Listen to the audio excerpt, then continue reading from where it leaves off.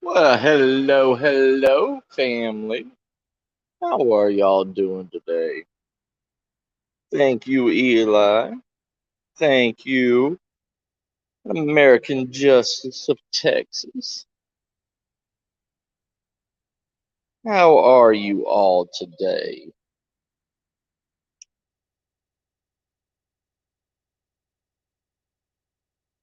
Hey, D, brother, how you doing? Hey, Caucasian, how you doing?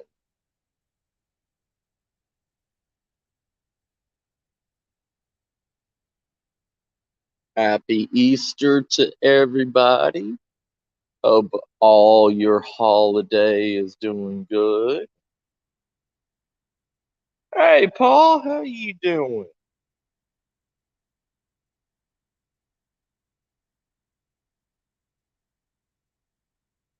Yeah, I'm doing good. I'm doing good. I hope you all are doing well also.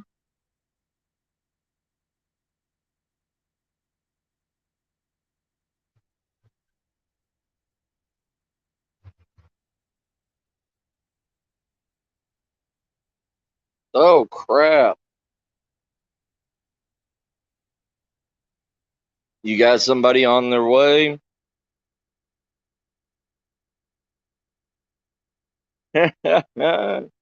Right, D. Ooh, Shire. Look, I made this whole thing by myself.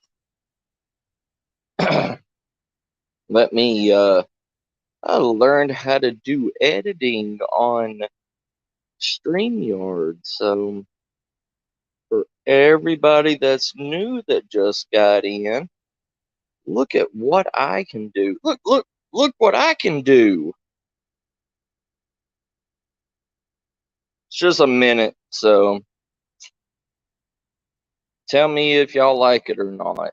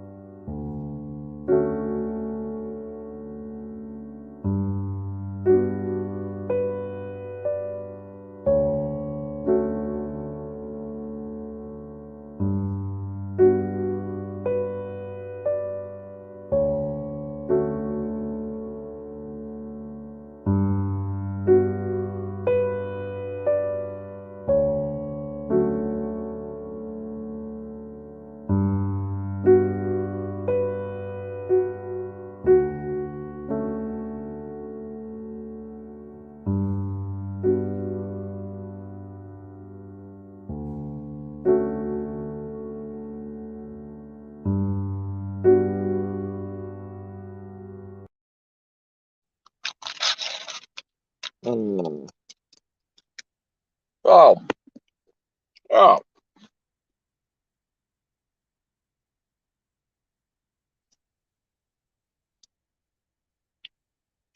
yeah, one of them is Chicago.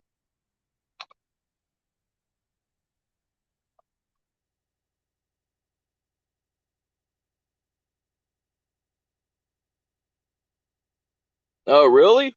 Shortcut? Yeah, I'm doing a thing called Canva.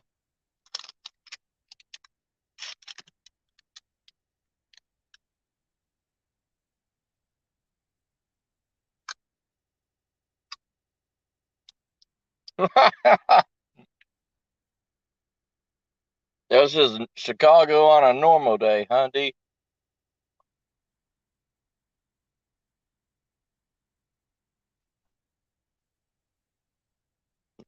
It looks better.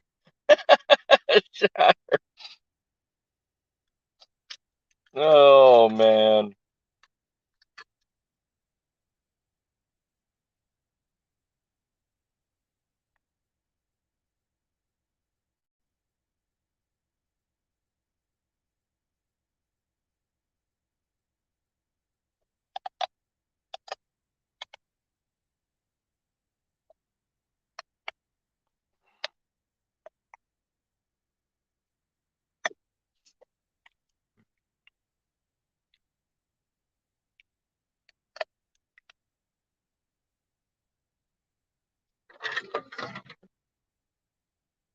Nice, nice.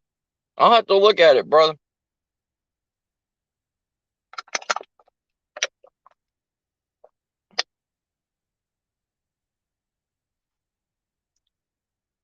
Oh, nothing. Nothing much. American justice. Nothing much, sis.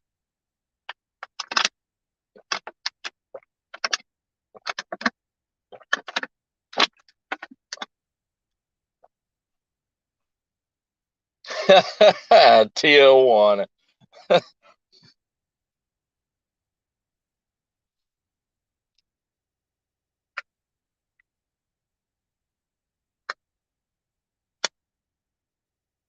Really? Really?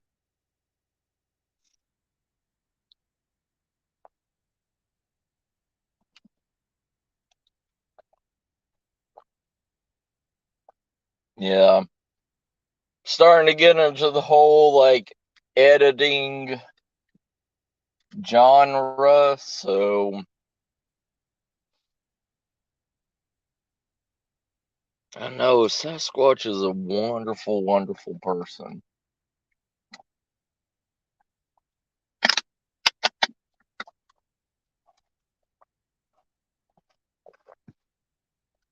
Hey, hey, Tron brother, how you doing? So, the whole entire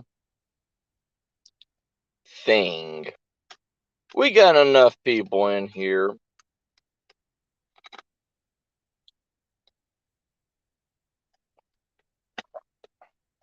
We got enough people in here to start and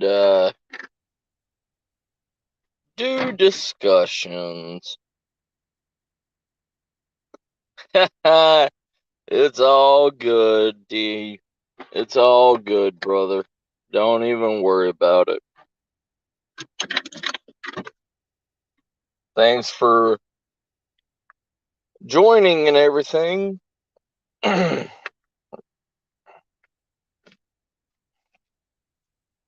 Well, see, a lot of preppers.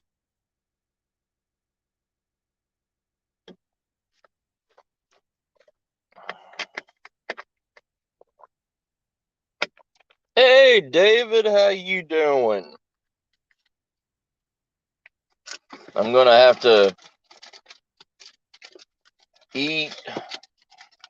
I need to eat and everything because I didn't get to during work and everything. But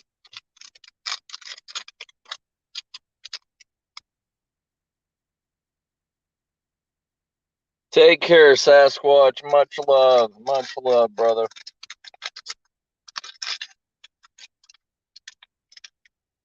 Thank you for stopping by and let me know about that.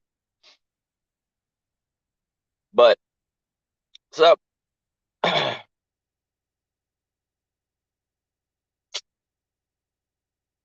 I'll let everybody get their hays and highs and everything in.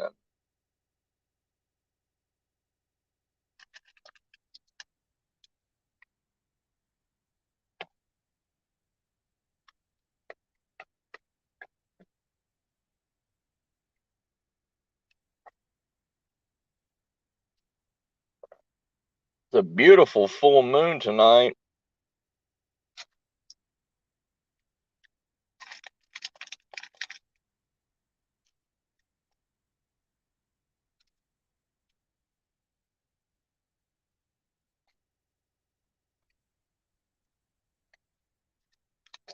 I hope everybody's having a great holiday, should I say. But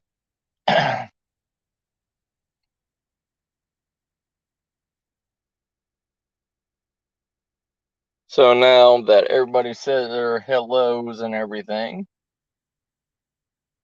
I'm going to discuss something that a lot of preppers farmers and homesteaders and survivalists and bushcrafters, blah, blah, blah, down the line, down the trickle.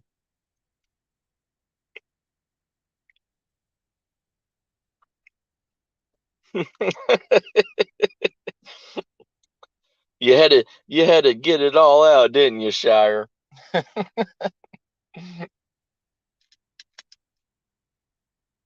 But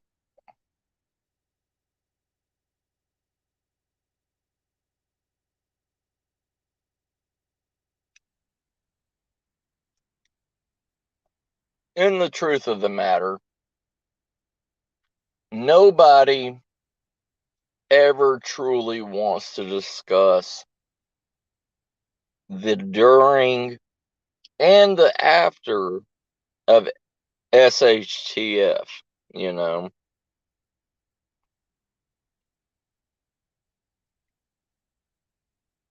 Ooh, that sounds wonderful, David. Right, Tryon?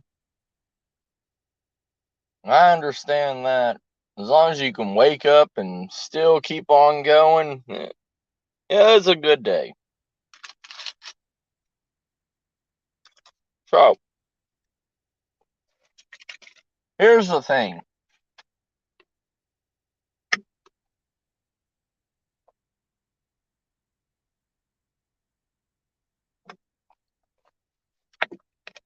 All right.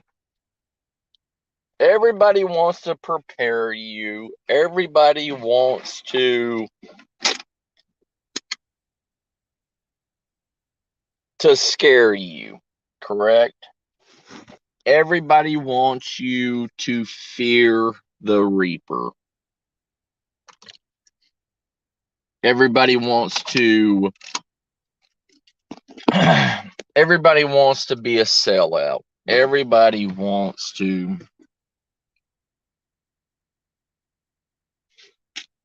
Oh yeah, that is true, Tryon. But you know me, brother. I I don't centralize in everything. I give a roundabout idea because everybody's area. Hey sis, how you doing? I don't try to scare people. I don't try to put everybody in a. I don't try to put everybody in a same category, you know. But I do try to help everybody in each scenario the best that I can. Because,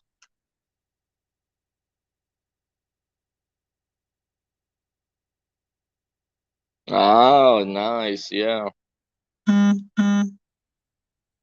But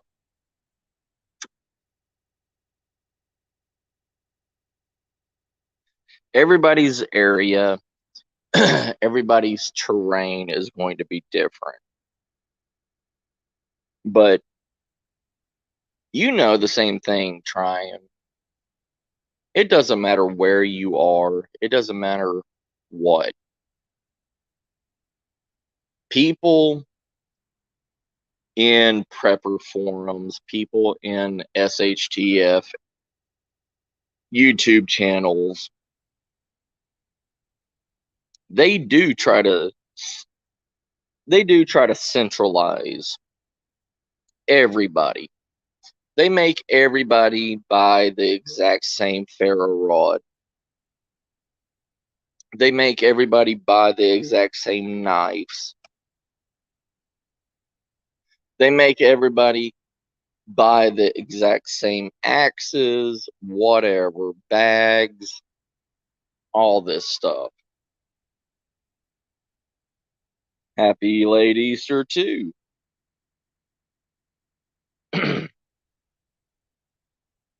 Oh yeah, trying. Yeah. See, brother, you know. Me and you me and you've known each other for how long, trying? Too long, right? We know the way we think. We know how to deal with our stuff. But taking us to Alaska, taking us anywhere else, we're not going anywhere. Preppers that move out of their area and all this stuff, they're a lost cause. Prepper channels, survival channels, stuff like that on YouTube and everything. They try to make people leave their area. Like, if you're a prepper, if you're all this stuff, do not ever move from your area unless you truly, truly have to move. Because, like me and Tryon, we live in Tornado Alley, you know.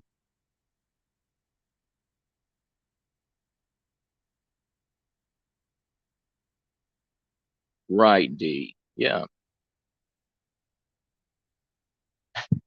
You enjoy your master egg? I'm not even going to ask you, Shire. I'm not even going to ask what that is. You look like a mud monster.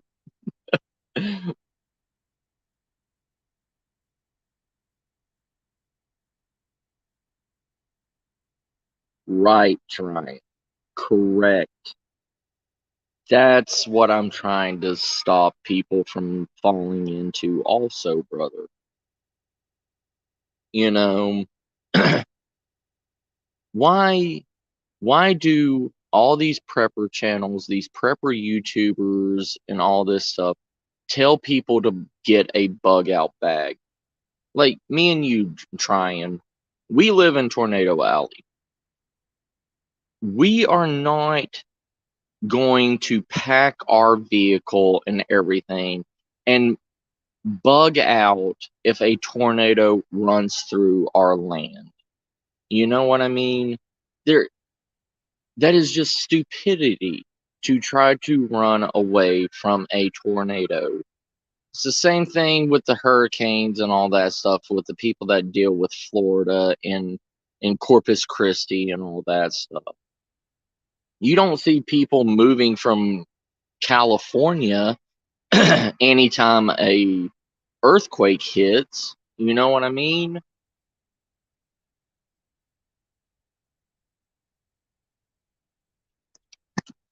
So here's the thing. Here's the scenario. All right. SHTF has already happened. Okay. Nobody wants to discuss this. What do you do? What is going to happen after the SHTF? What happens 3 months after the SHTF happens? What happens 5 years down the road after SHTF happens? And I'm not talking about basic SHTF situations. I'm not talking about, you know, I'm talking about literally world ending SHTF. Civilization comes to a halt. I was on a survival panel and everything. Well, a prepper panel a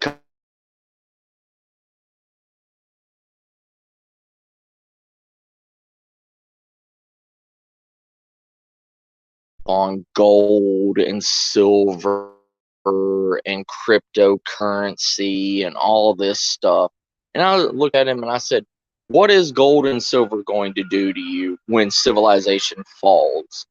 When that gold and that silver that you have been stocking up for the last 10 years is literally worthless metal because we as humans put a value on metal for a for no reason at all. It's an archaic metal. It has nothing to do with society, really.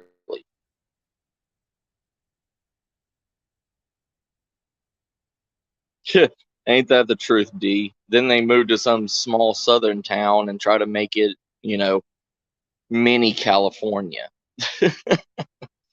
But and I was like, what happens when society does collapse and that metal is worthless? When you try to go and buy something, oh, it's going to go to a bartering system, an item for an item. If you come up to a person and you lay down a gold bar in front of them and say, I want to trade you this gold bar for that 30-06 and a box of ammo, they're going to look at you and they're going to laugh at you because that is nothing to them anymore. It happened in the it happened with the Romans, it happened with the Greeks, it happened with every major civilization. I mean, there was a point in time where salt was worth more than gold. If you had a 20-pound bag of salt,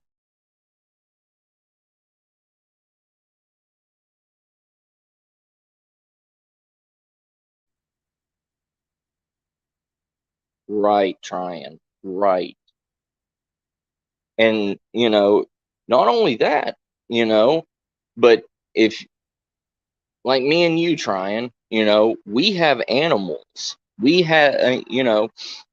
literally could trade anything for a chicken because a chicken is a multi-purpose animal. It lays eggs, and once it stops producing eggs, you have a meat source, but you have a continuous source of something coming out of that animal. But in a survival situation, what is silver and gold going to do? Nothing.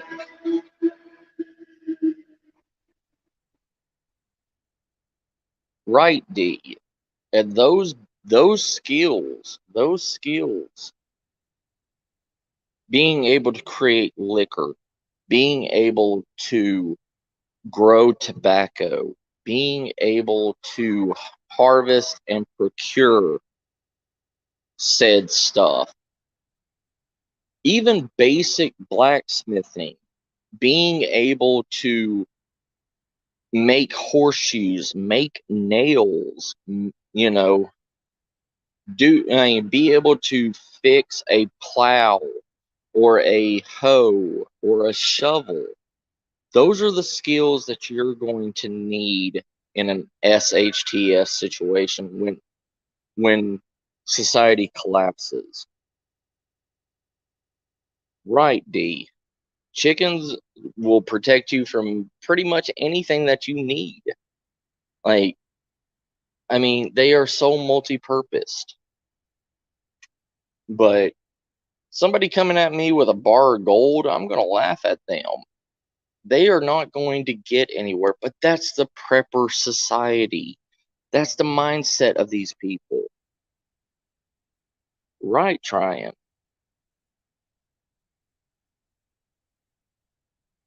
Everybody has an addiction. Once SHTF happens, once society collapses, you are not going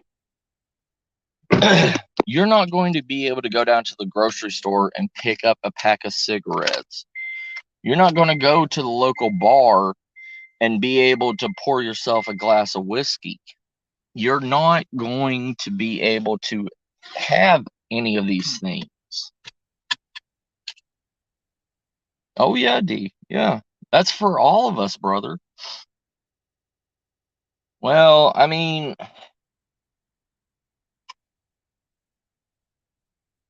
but there's only but even you have to admit, D, silver only has so many uses, just like gold only has so many uses outside of value. Like, if you need a conductor, if you need an electric conductor, okay, you can make electrical conductors out of gold. Yes, you can. But in an SHTF situation, most people are not going to rely on gold just yet.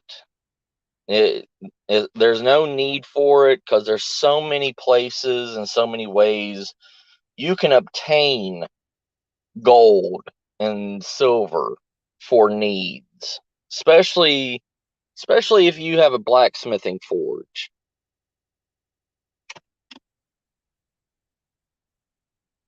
Well,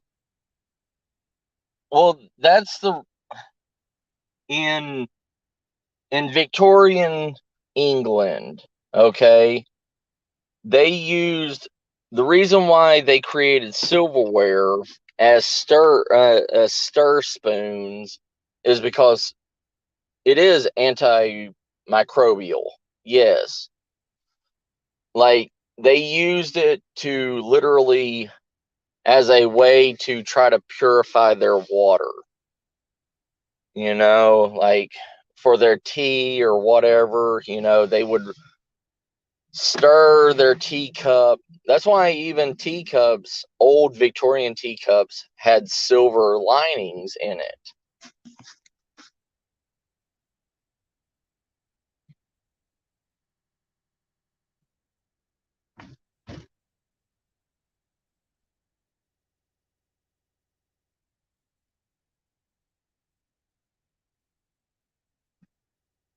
Yes, yes, yes, Shire. Everything is going to be that kind of mindset in an SHTF. There is no sharing in SHTF. If a person needs it or believes that they need it, they are going to kill another person for that item, for that resource. It doesn't matter. It doesn't matter who it is. The most basic common man will turn into the most cold blooded killer in a heartbeat to get what they need to survive.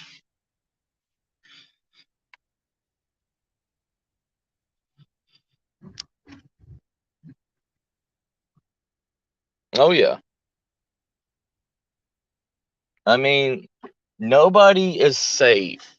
There is, they have done over 100 mental tests in not only in California, but they've done it in Arizona, they've done it in Nevada, they've done it in North and South Dakota. They've had people try to be in a group and survive an SHTF situation. They wanted to learn the mental capacity of humans. They wanted to know how long it would take before humans would lose their humanity and go primal. It took in Arizona, it took the people almost, what was it, 7 or 8 weeks before they literally turned on each other because they did not trust each other and they did not know each other. So when they finally snapped, thinking that other people were getting more food than others and other people weren't doing as much work as other people, they started to get jealous. They started to get hateful. I mean, you can see the mental capacity of humans on basic survival shows, let alone anything else. I mean, look at Naked and Afraid, okay? You watch Naked and Afraid. There's always somebody, every job needs to be done. There is a job for everybody. But the thing is say that there's somebody that's a hunter gatherer, okay? They are constantly out in the woods. They are always trying to find a source of food and bring it back to aka the colony, right? Well, that person is out there every day because food is quote unquote needed every day. But same thing as water, you know? But that person that is out literally hunting every day, gathering resources, all that stuff, and coming back and putting themselves in danger, and they come back, and there's one person that doesn't do any of that stuff. They literally are sitting at the camp protected, and all they do is say garden, okay? They may not think that that person is doing that much work. But to tell you the truth, gardening is not as much as going into the city or going out into the wilderness and setting up traps and trying to find food every day, because that person is spending more calories because of the distance of the work that they're doing. A person inside of the compound that is a gardener, they just sow the seeds, they water the plants, they take care of minor tasks every day. But it's not back-breaking work, you know? Unless they are literally moving around 40-pound planting pots every day. And it boils down to that stuff, that people get jealous. People don't understand the worth of certain skills to other skills. And, somebody that's a hunter and everything getting the same amount of food as a gardener, or the same amount of food as a person keeping the fire going in a survival situation. It's one of those things.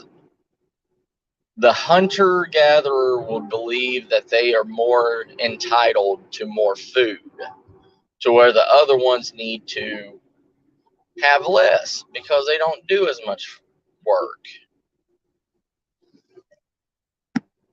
Hey, Shelly sis, how you doing?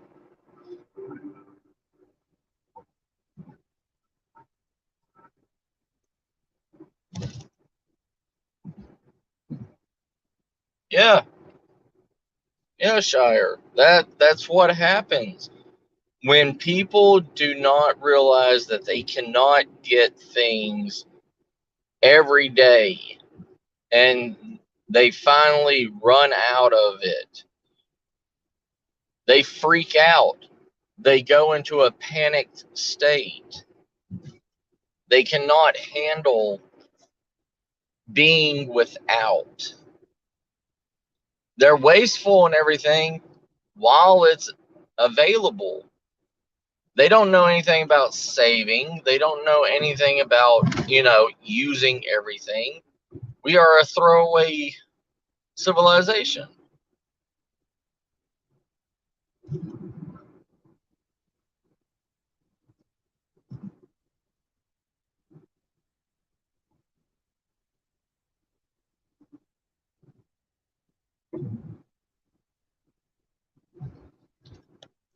Well, the thing is preppers preppers are supposed to have the mindset of long-term sustainability. Preparing seeds, stuff like that, having back stocks of medications, everything. The more you have, the longer you last. But if somebody, say the world, say our government actually tells the truth, okay, and say we only have 100 days before our stocks and medication and everything runs dry. Well, a lot of the people that are preppers that have been prepping for the last 20 years, they're going to be okay for a short amount of time if they know it, if they know how to ration their stuff. But if somebody finds out that they only have 100 days before stuff runs out, it's going to be harder for that individual to get the stuff needed to survive. So, short term preppers, they can make it if they have the willpower, but they will not have the right amount of items needed to survive. So, those people will become scavengers. They will be the people that have a decent amount of gear that they've stolen, killed somebody for, whatever. But the the majority and the fear of what is to happen is going to be the people that have not prepared.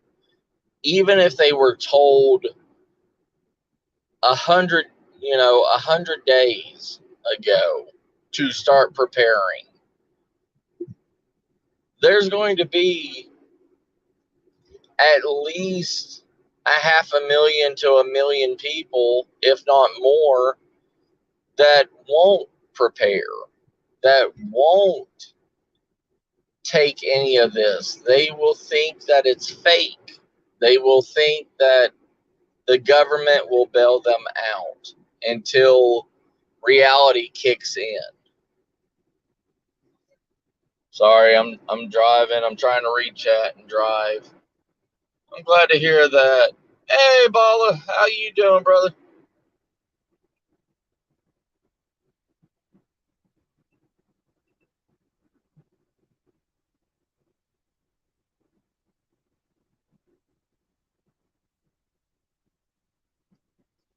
See, that's one of the things that they thought was going to happen.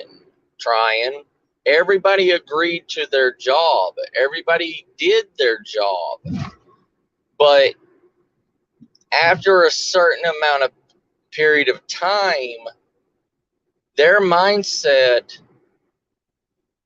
hunger, fear, everything else takes effect onto onto certain individuals' minds, because that's the thing, you never know when a human being is going to snap on you. You never know when a human being's mindset is going to be tainted. um, so they had people that was blaming other people that they should not get the food source that they are getting because they did a lower job. Um, and that's what will happen in real life scenarios. This was just a training, this was just a hypothetical situation that these people were put in. And they agreed to be put in this situation. But humans are the only species of animal that you cannot tell when they will turn. And it's always at that unexpected moment when the person that is showing signs of mental fatigue and hatred that will snap. They're the ones that will literally kill you to get into your food storage. They they see a huge amount of food being in storage. but only small portions are being made. It every human can break down. The hardest prepper in the world. It's just like it's just like these survivalists. They go out and quote unquote suffer for 7 days, but as soon as they get, even Les Stroud has admitted that, like, when he was in Australia, he was starving and everything for the last like 3 days. And when his group came out to rescue him on the seventh day, they brought him a gigantic hamburger and fries and a drink and catered to him. You know, even these survivalists and everything, they are eating better than what we can even imagine, you know?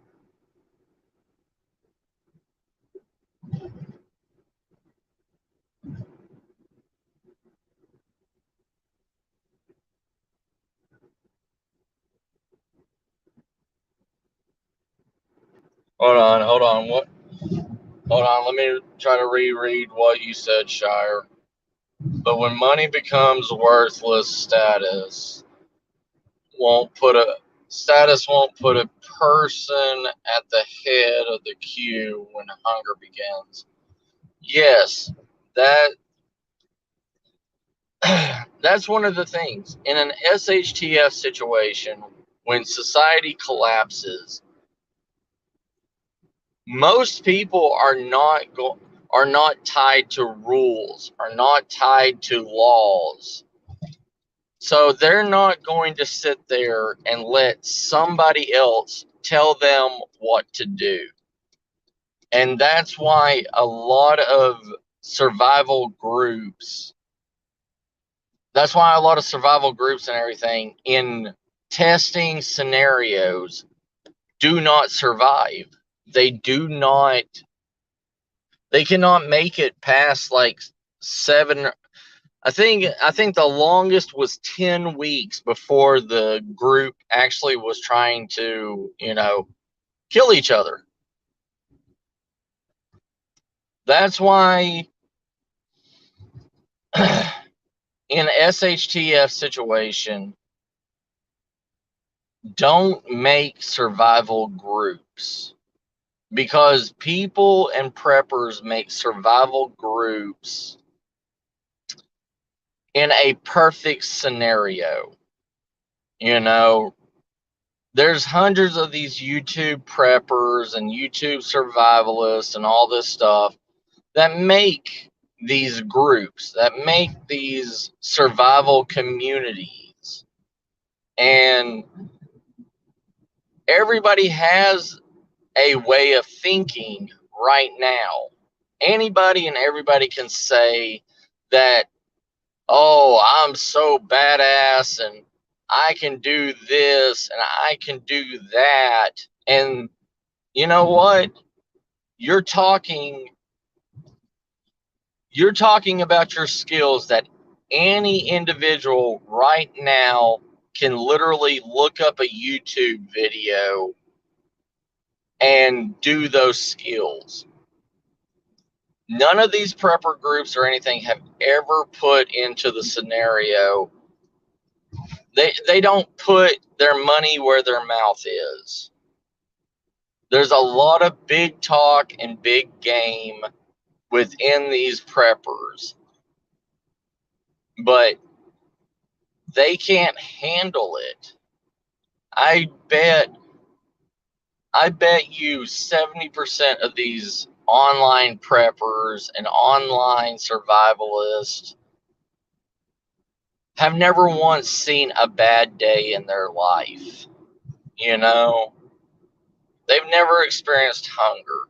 They've never experienced literally going out and foraging and on an empty stomach too, because hunger is the one thing that will make you do anything to get food.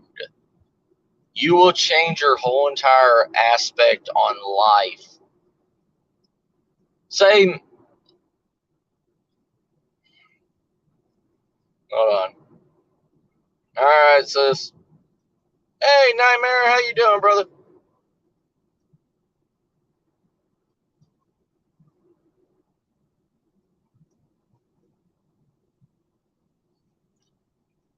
That that's true, D. The world food problems could be saved, but that's the thing. It could be saved, but it's not ever going to be saved. Because, for one, the government doesn't want every single person to thrive. The government and civilization, and, there's a lot of places like HOAs, like gated communities and stuff. You can't even grow your own garden in an HOA community. You And if you can grow a garden, it has to be in a specific greenhouse. But a small little farm, a small little garden, you know, that has 3 or 4 tomato plants and stuff is not going to feed a family of 4 or 5, especially every day. No matter how much we grow, there is way too many people in this world that needs an everyday meal. That's why a lot of stuff is we're seeing we're seeing it right now.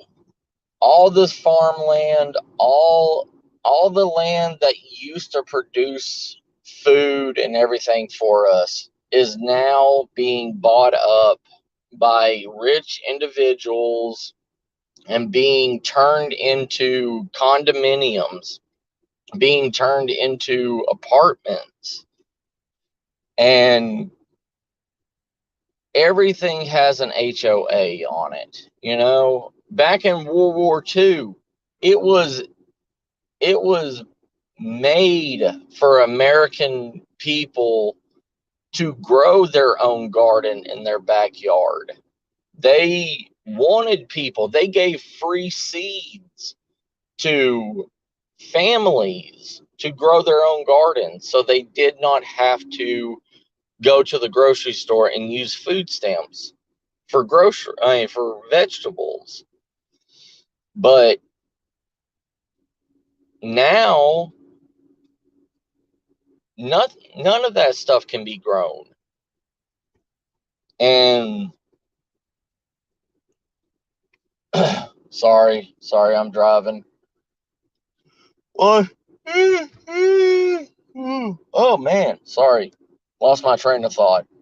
But the government now is deterring people from going off the grid.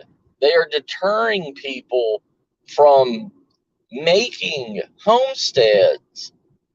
They are deterring people from actually growing stuff for themselves instead of they want everybody to go to grocery stores. They want everybody to be babied. And I don't want to I like using people in the chat as examples, but it's like Queen, okay? When Queen came in and everything, she said she was coming back from the grocery store and she got her free drink because she didn't want to miss getting her free drink from the grocery store, because that's some kind of deal she has with the grocery store. That's what the government and big business are brainwashing people to do. They are brainwashing and making people believe that's how this world works. You pay for something, you get something free, you know? It's like a chain, it's like a collar that keeps you tied to grocery stores, keeps you tied to everything else. You can't even go to a basic farm and buy an animal and have it butchered at the farm. You can't do that no more. Literally, butchers, like independent butchers, are a thing of the past.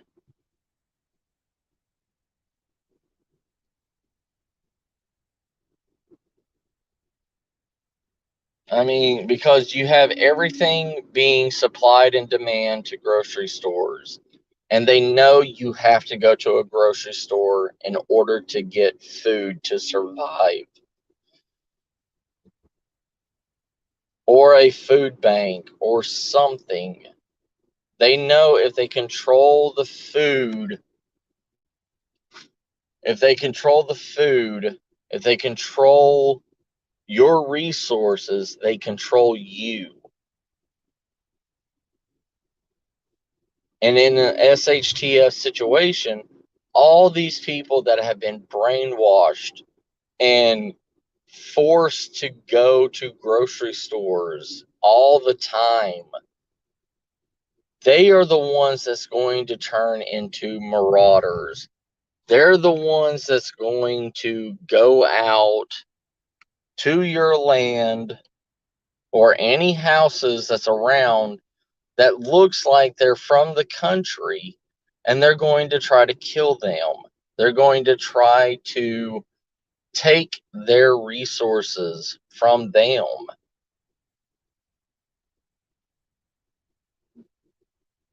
And especially if you make a survival group and everything, and you show people where your land is and what kind of preps you have, you just made yourself a target. And you know how many YouTubers do that on a daily basis? They show their house, they show their stocks, they show everything that they have to people on YouTube. All these homesteaders, they are a target. And I know about 8 YouTubers that are in Texas that have their own farms and are homesteaders. And you know what? I know where they're at. And if SHTF happens, guess what? They are a target for me. And if I had to, and when push comes to shove, after my resources and everything go to the bare minimum, I'm going to their place. And they're going to be dead. I'm sorry. It's me first, nobody else. It's me and my wife. And that's how everybody else thinks too. Hold on, I'll read the chat and everything. I'm about to park.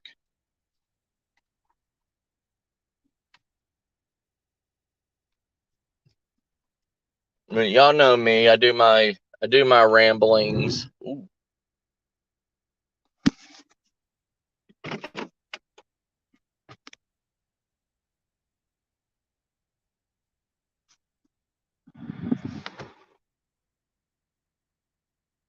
Well, see, that's the thing. That's the thing, Shire.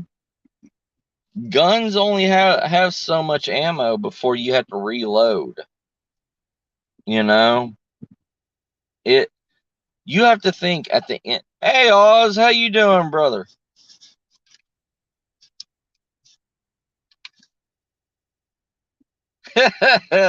Right, Oz? Yeah.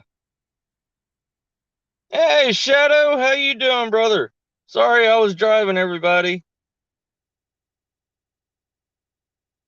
But here's the thing. Here's the thing that y'all are not understanding. People survive in groups. What do you think when 1,000 starving individuals are in an area together? Okay, they will either A, kill each other, or B, they will join forces with each other and create a gang. And already there's so many gangs and everything that's already like here in America that already have their shit together. If you have never shot somebody, if you have never pointed a gun at another individual with the intent to kill them, and say you're in the city, or if you're in the city, okay, if you've never tried to kill anybody or whatever, and a black SUV comes up and there's 8 people in that SUV with all guns and wearing colors, guess what? They will kill you first. They will not say, "Oh, can we have food?" No, they're going to say, "Die, motherfucker. Your stuff is mine."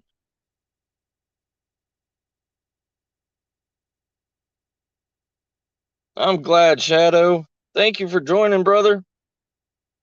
But that's the thing with this. And 90%, 90, I say 99% of these prepper YouTubers, TV, survivalists, whatever, I bet you 99% of them would not survive SHTF because they cannot kill another human being. We have been bred to think killing is bad, killing is wrong.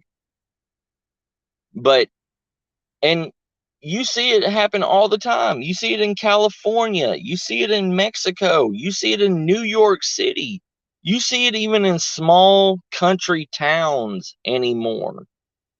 People getting mugged and robbed, and people getting raped and killed over $20.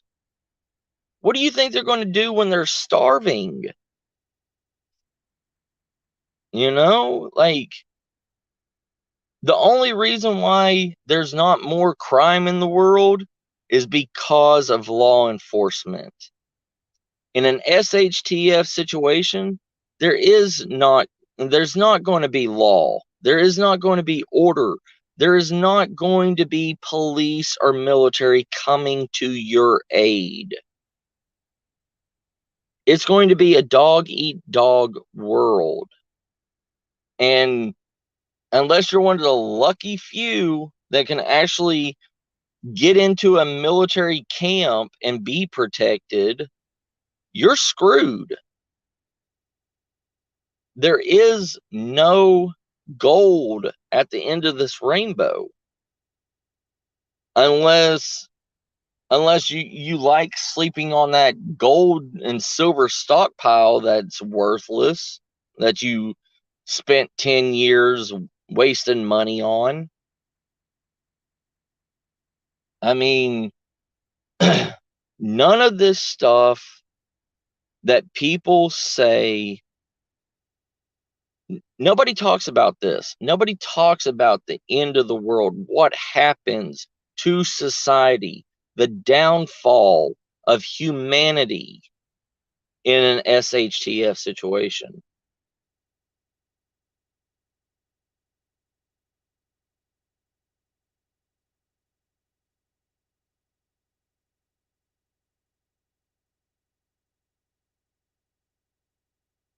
Right, Shadow. Yeah. You know, but like I said, that's the majority of preppers, though, have never seen military action, like Oz and Shadow and a few other people that's in here have prior military background.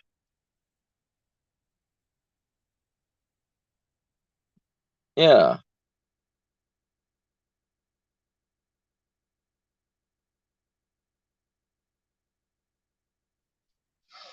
What do you mean? What do you mean, D? What do you think? What am I missing?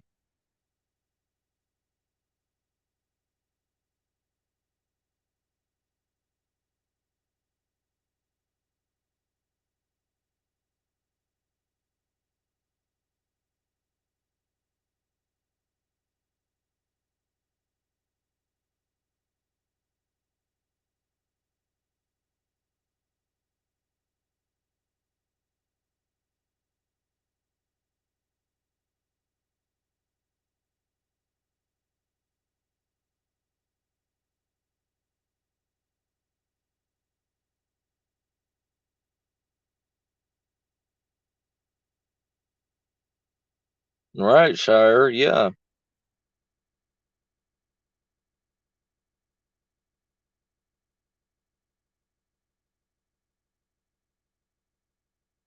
That's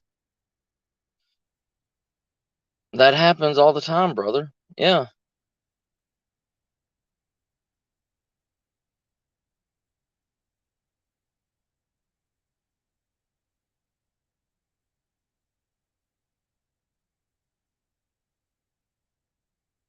Oh no. No. Yeah, D. They're not gonna jump into that right off the bat. No. That that's why I was saying 3 months down the road to a year. Most people, I don't know. Well, a lot of people won't jump into it. A lot of people will not. But a good majority of humans, once once society and law and everything else, okay, like take the riots that happened during COVID, okay? And y'all know what riots I'm talking about. Say, y'all know, y'all saw how much raiding, how much buildings, how many stores were literally being broken into and stuff being taken, stuff being caught on fire, and that was just a small minority of people, a small chunk of people. Not even not even barely 5% of the population was in these riots. But then there on the other hand, there was the good rioters that weren't doing bad stuff. Everything that happens has a yin and a yang to it. It's not an automatic fuck the world, it's not that kind of situation. During the first couple of months, not maybe not even the first year for a majority of people, but there is going to be small riots, there is going to be small areas that are going to turn into that. Not everywhere, but small majority areas, especially bigger cities where the population is bigger. And once food's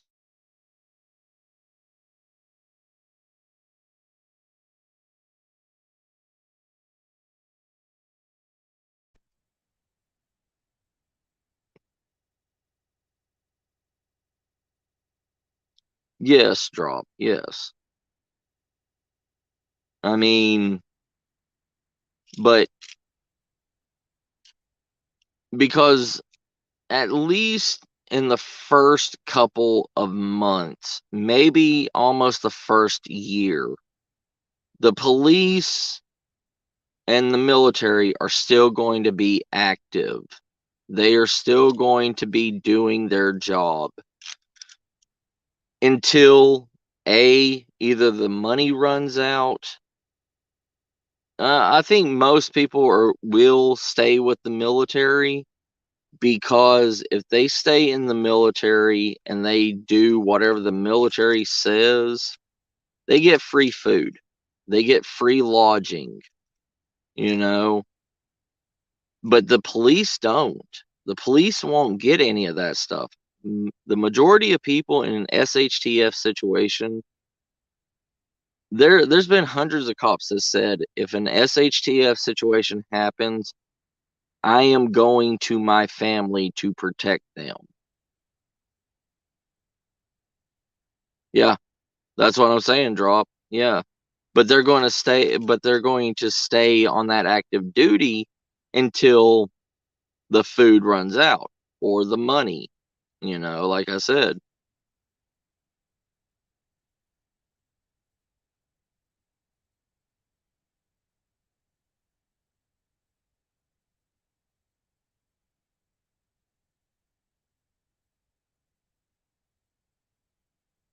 Oh yeah, Shadow. Yeah. And that's the thing. It would have to be complete and total destruction of the civilization. Right, drop. Eh, That's what I was going to say too, brother.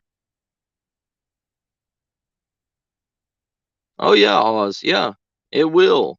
But a lot of the good people that vote every day and pay their taxes and all this stuff, a lot of them are going to be dead.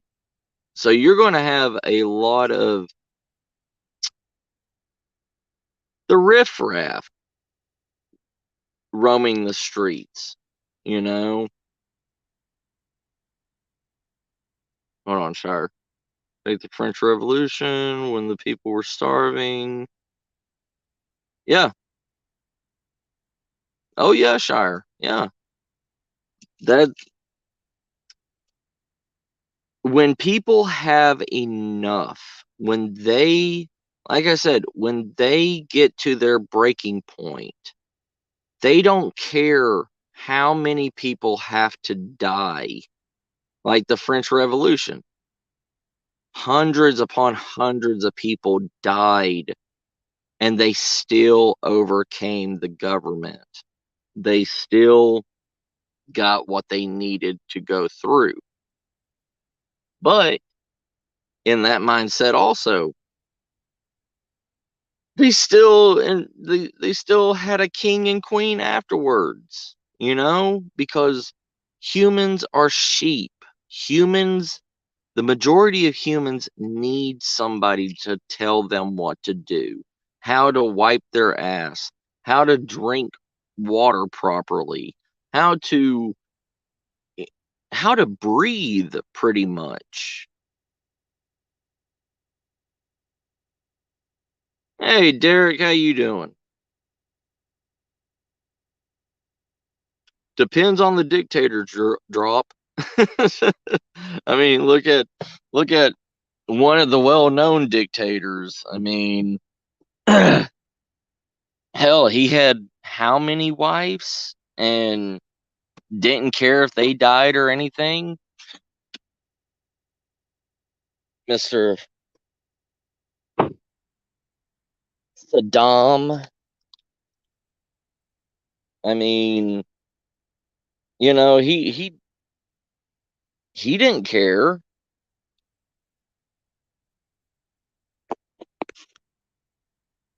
Right, drop. Yeah, the sheep. That's why the Bible calls us, sheep, because we're easily led to believe anything that we want, we are told to believe. Hey Spit, how you doing? How you doing, Derek?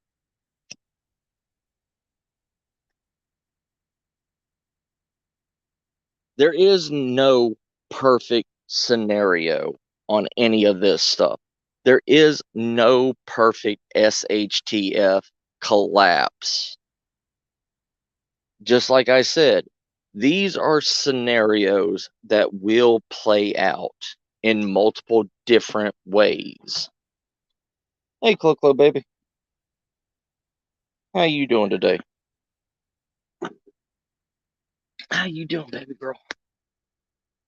Yeah, but there may be different countries that will have and will have collapsed differently, but in America alone,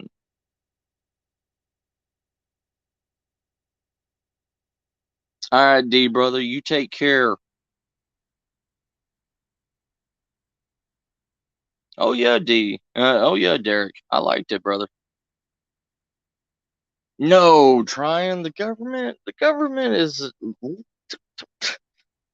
is 100% truthful, brother.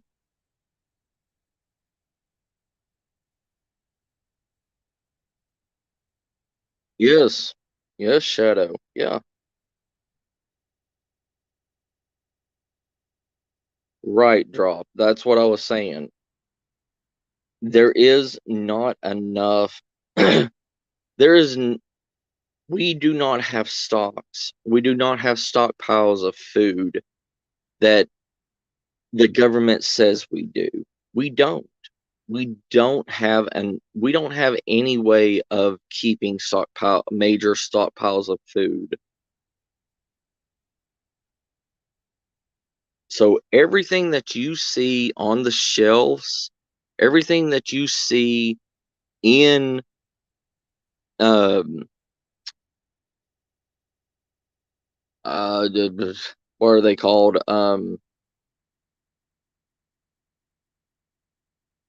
Not delivery rooms, storage, um distribution centers. That's it. Everything that's in distribution centers, everything that's on the shelves of stores all over the place, that is all that we have. We do not have a conglomerate big stockpile for everybody. Right, Tryon, yes. Right, drop. And that's if the power doesn't get cut off to turn off the cold storage.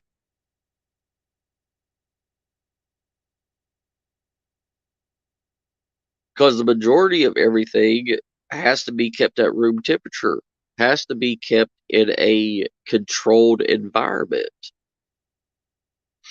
Have you ever left a can of vegetables, like a solid aluminum can of vegetables? Have you ever left one out in the sun and in the weather for a week? Have you ever seen how something like a canned vegetable deteriorates in nature without a controlled environment? It starts rusting in about 3 days. Mm, right, try it. Yes.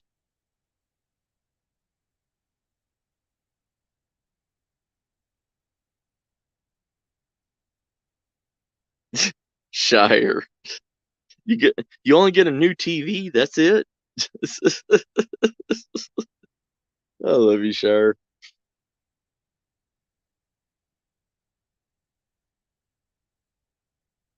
Oh yeah, drop. Yes.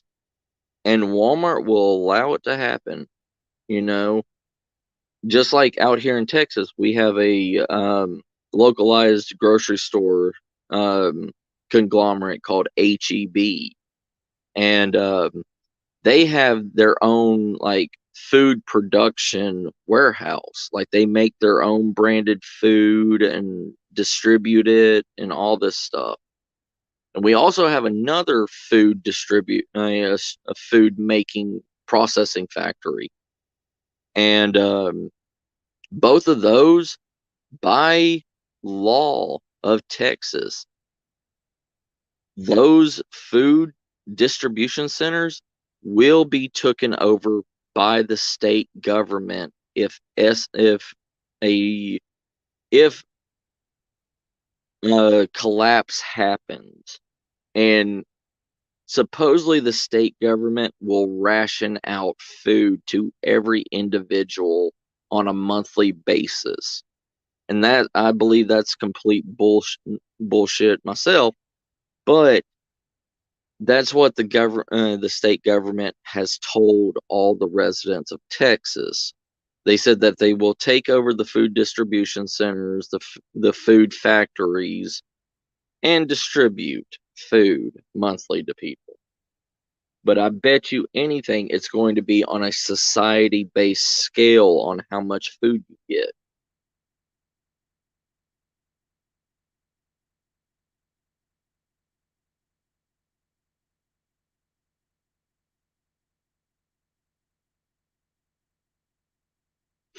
Just like the um, state emergency area that I work at.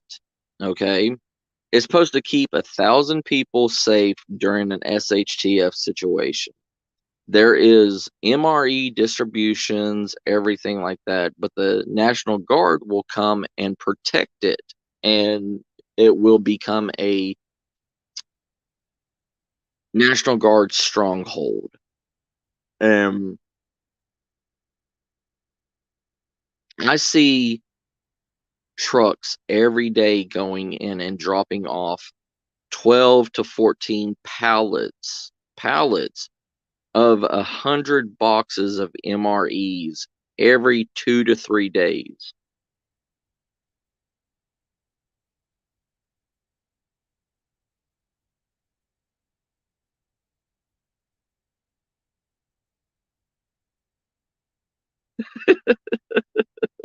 The car fires. Don't pack chocolate, Shire. Put some popcorn kernels in it and you can have fresh popcorn.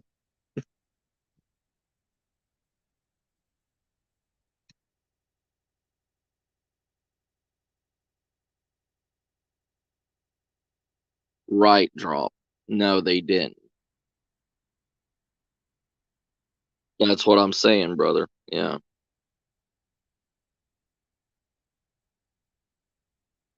Yep.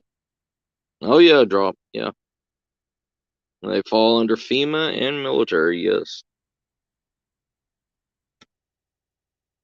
And FEMA is another joke out here.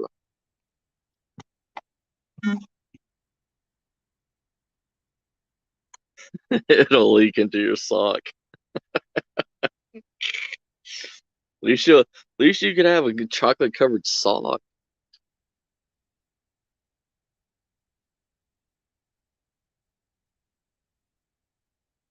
At least you could use it as a ration, suck up that warm chocolate like, a hot chocolate drink.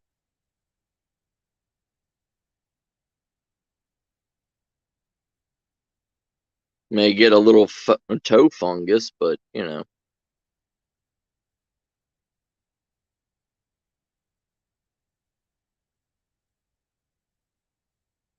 see, drop. I don't trust humans that well to even like my backup plan.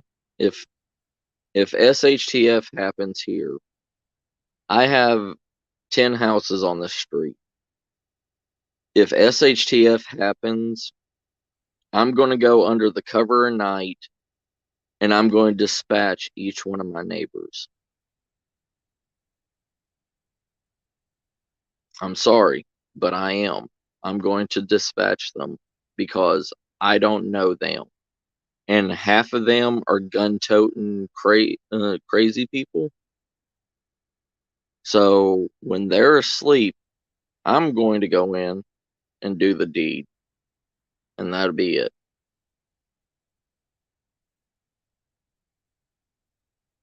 Because hell, if the SHTF happens, I got a year to live before my insulin runs out.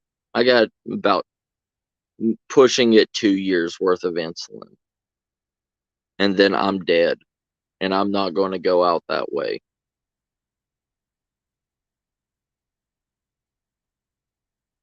Yeah. Oh yeah, same here, drop, you know. But a lot of the older generation are dying out here, so it's their children that do not have military background running with a chainsaw nightmare. That ruins the whole stealth idea. Here's Johnny. That's a perfect plan. Perfect plan, nightmare. I'll run in there with a chainsaw and butt naked. They don't know what they wouldn't know what to think.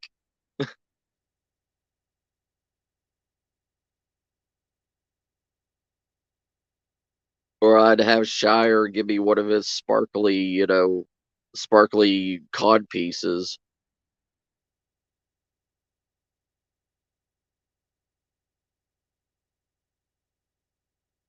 Yeah, drop. Yeah. Oh yeah, brother. I lived out there. I know what you're talking about with the small towns, and everybody knows everybody in small town. Oh yeah, one of those real life horror films coming in, right? Right, Nightmare.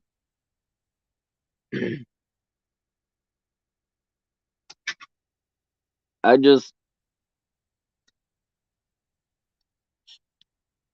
I do not have that much faith in humanity. Right, Beth? How you doing, Beth, sis? But yeah, I grew up in small town, in a very, very small town. I also grew up in McDonald, Georgia, drop, like back i- back in the early 90s when there was maybe maybe one person every 5 miles, if that. Some were probably about 10 miles away, but I do not trust humans. I don't. I would rather trust hand feeding a Kodiak bear than would I ever put my trust in a human in an SHTF situation. Yeah, let's hide in the chainsaw shit. That's the mentality of most people. Oh yeah, drop, yeah.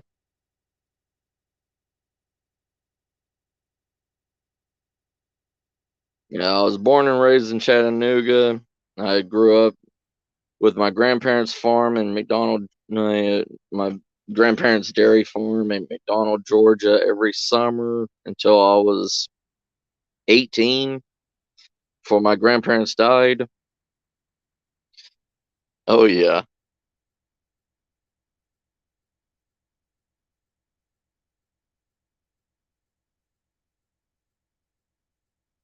Oh yeah, trying. Yeah, I mean, there's so many things that you can do with technology today. Hey Maria sis, how you doing? People don't think like that, Maria. People don't think like that. If they hear a bump in the night, you know this, sis. You're a paranormal person. If people hear a bump in the night or a creak in their attic, guess what they're doing? They're jumping up into the attic with their camera, you know? Not with a gun, not with a baseball bat. They're up there with TikTok on or YouTube. My house is haunted.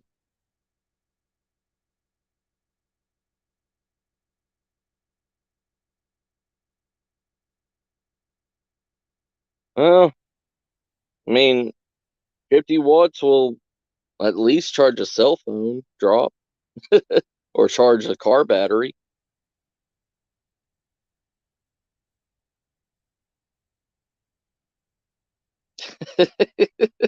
Right, nightmare.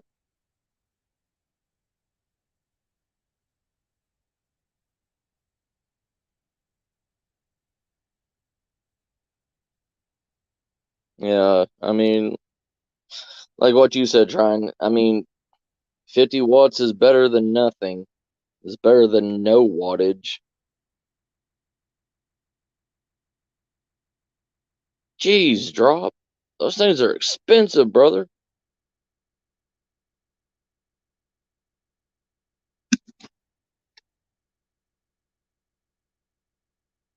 But those are good, especially out here in Texas.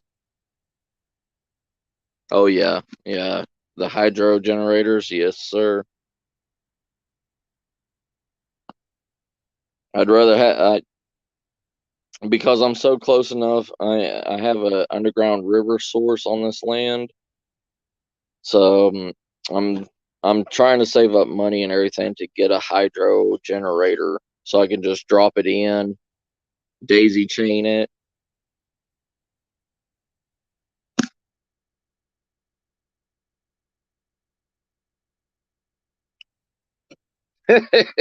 Right, drop. No, you didn't, sir.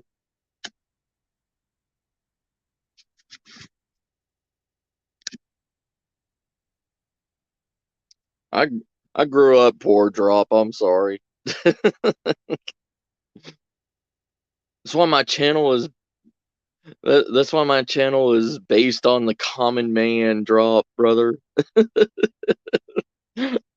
The poor people.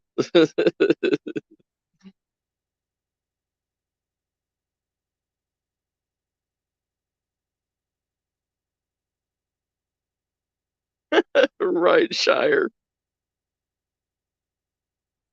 Bam and baby bells.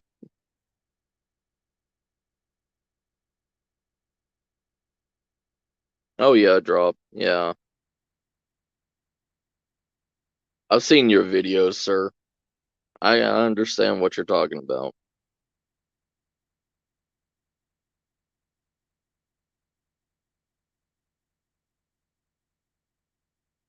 Yes, sir, drop. Yes, sir.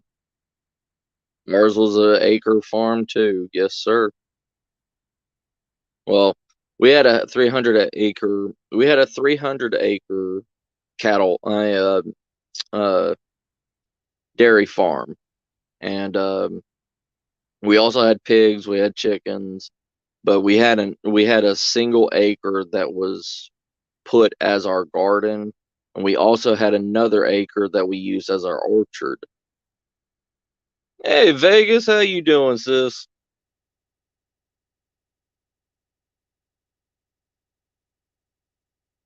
Right, trying, yeah, yeah, yeah. Drop. Our garden was an acre too. Yeah, we had corn, we had potatoes, we had everything in that acre. Everything that we ate was from that garden and what we killed. We didn't even kill our own. We didn't kill our livestock. We didn't kill our pigs. We would kill a chicken if it stopped producing eggs, and that would be, our dinner. Mm-hmm. Oh yeah, drop. Yes, it does. 4 kids and plus your parents, and that's what I'm trying to say. Like, we do not have enough resources. Like what drop just said. Okay, an acre garden, a acre garden all year around had to be had to be made to feed 2 adults and 4 children, okay? We do not have enough resources with everybody in this world having 6 to 8 children. We just do not have this.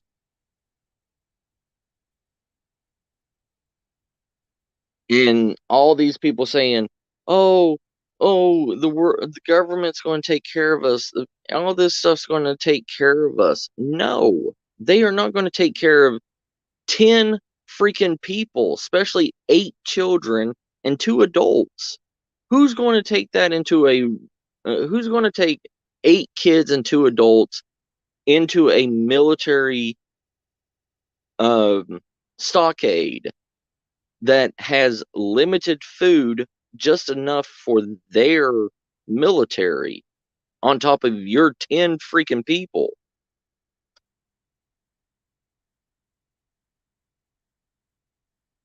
Yep, I remember that completely too, Drop.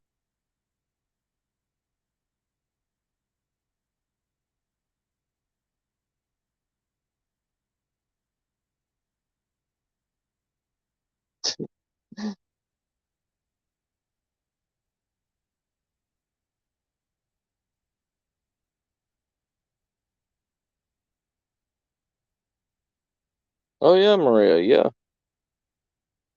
We had one of those what are they called? What are they called, Drop? We were always told that it was called a sling blade. Um, it looked like a hoe that had rigid edges on it that you would swing like a scythe to cut the yard with. It's called a sling blade, right? I think so.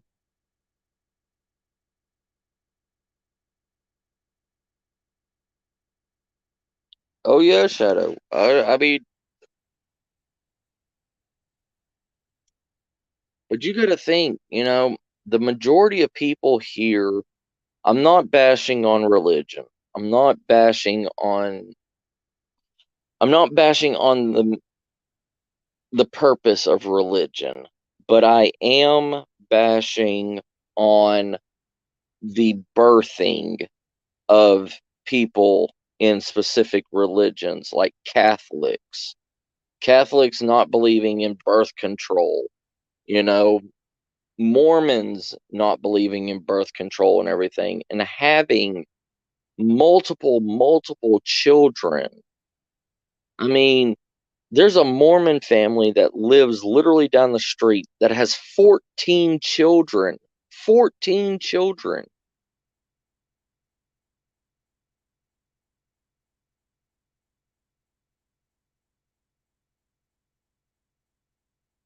Who? Who in their right mind can afford 14 children in this day of age?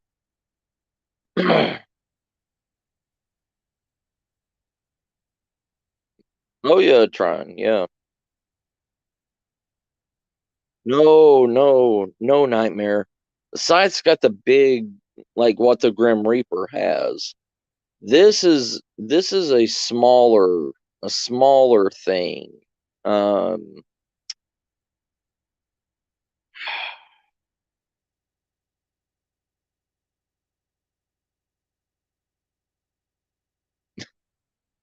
or you drop.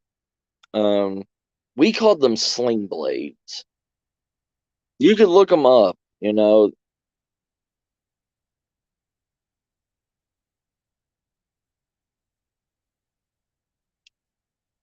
Just type in sling blade, and you have to go back and forth in a specific motion to be able to cut it, to be able to cut through the grass.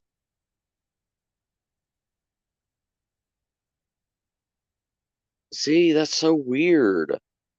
See, we didn't call, like, sickles were more like in the South, sickles have kind of like a curve to it, Like it looks like a scythe, but it's got more of a question mark curve to it, where a scythe is a longer a longer piece of metal. Mm,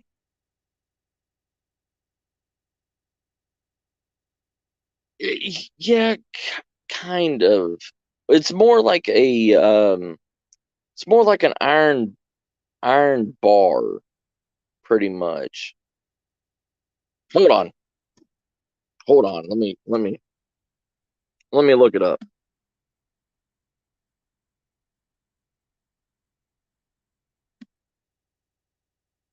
Uno momento. Ah, crap! I can't. Well, yeah, I can. Yeah, I can.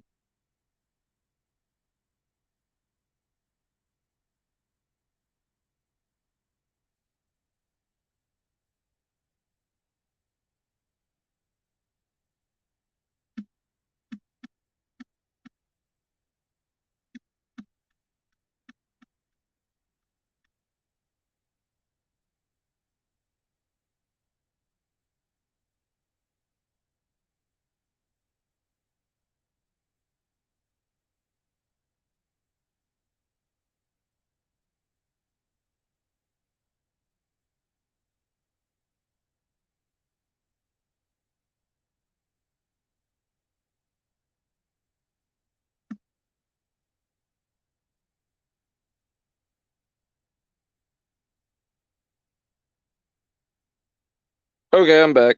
Okay, it's called a sling blade or a grass whip.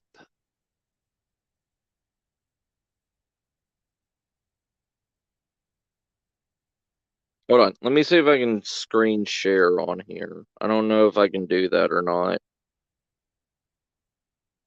I don't know if I can do screen sharing on the phone. Nope, wrong thing.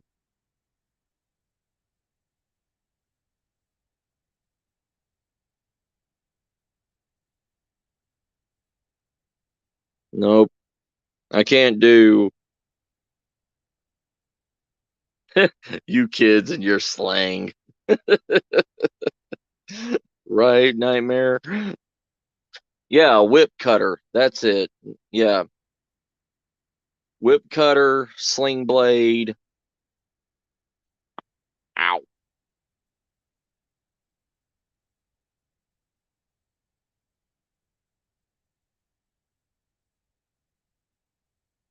Right drop. Yeah. Like, because of sickness and everything else. That's why the older generations and everything had so many children, because they were used as implements on the farm. But now there's no sense in having,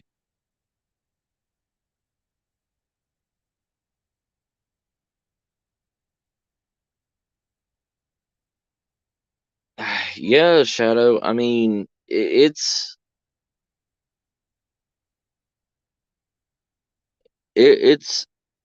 it's not needed in this day of age. It is really not needed to have 14 children. There's no point in it. Right, Nightmare, sickle, scythe, sling blade, grass whip, whatever the hell it's called.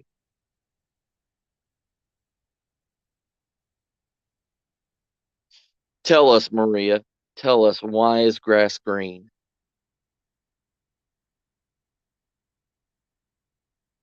Yeah, Shadow. Yeah, it just doesn't work, brother.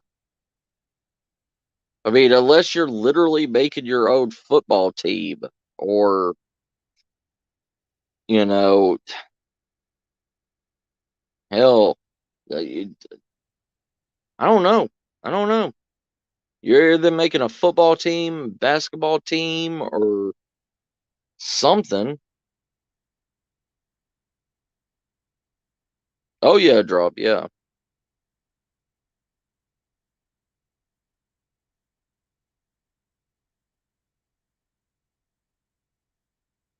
Shire.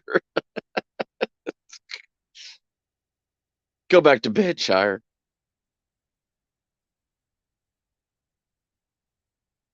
Really, David?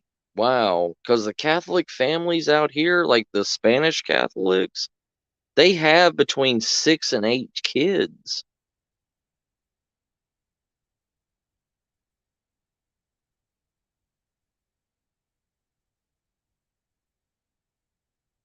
No way, Beth. No, you're kidding.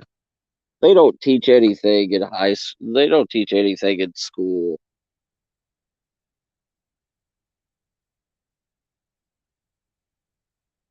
At least not anymore. They don't teach anything in schools anymore. That's why I'm so afraid of if SHTF does happen. We have we have lunatics that have always been on their PlayStations, their video games, their computers, making memes, all this stuff. Like of the children of my generation are useless. They're completely useless.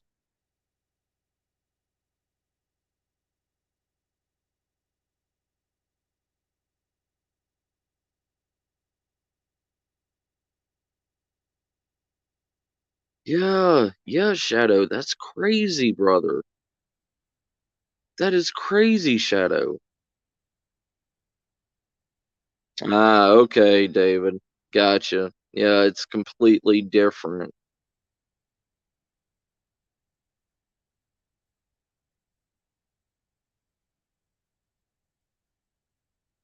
Yes, ma'am, chlorophyll. That's how they harness the energy of the sun. It is their green pigment. Yep.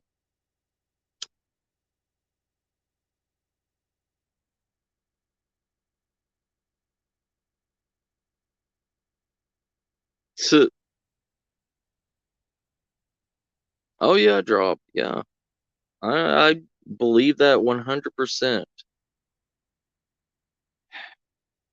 And even my generation, you know, my generation is complete idiots.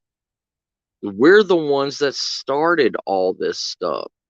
We're the ones that started all this internet hype, you know? I remember when Windows 98 first came out and everybody in the world had to have a home computer to get on the internet.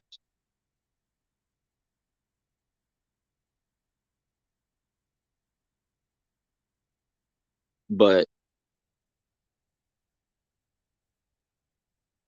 in reality, the first year of an SHTF situation, yeah, sure, yeah. I mean, humans are more of an humans will be more of a resource that can easily be obtained more than it would be raiding and scavenging for food, to tell you the truth. Yeah, yeah, nightmare. Like, my generation is the one that started all, I mean, that literally brought this world to its knees. And I hate saying that. There's probably only going to be about 10% of my generation that has any of the skills that their grandparents taught them to survive. Maria, anybody could live off grid. That's the thing. It's just the willpower to. live off grid.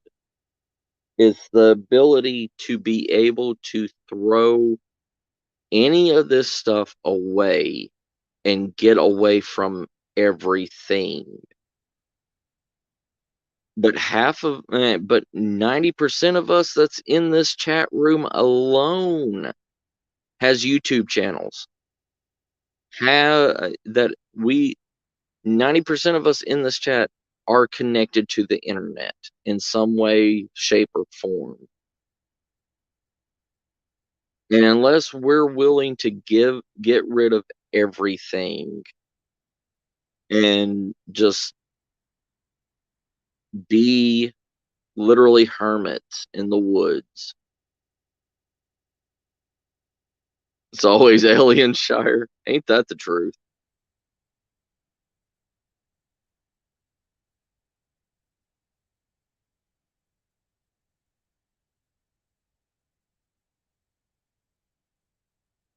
Oh yeah, Shadow. Yeah.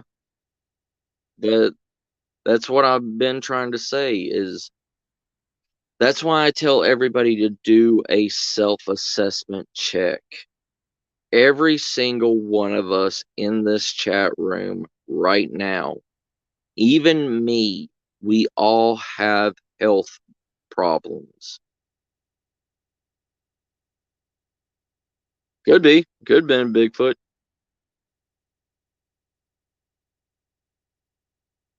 Right drop, yeah.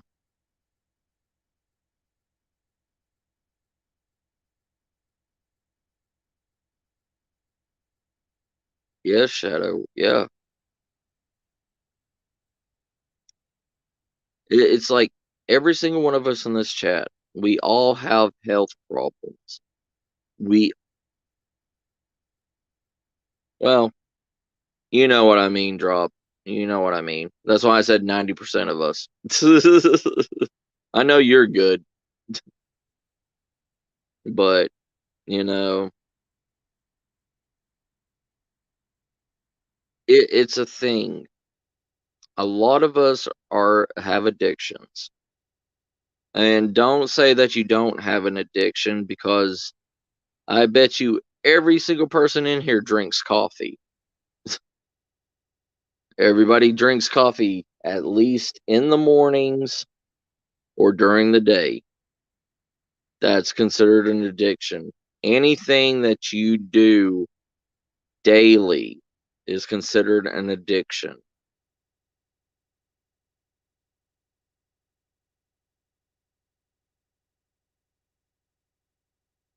Really? All three of y'all do not drink coffee. Well, tea's got a form of caffeine in it, so. Do any of y'all drink tea? Nightmare Beth trying.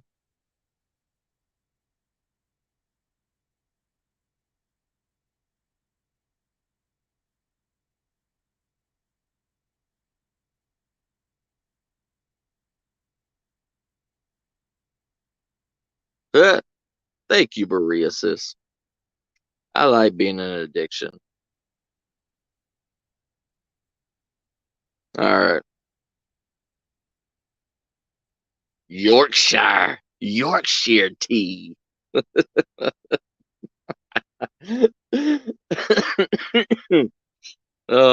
Yorkshire tea for Shire.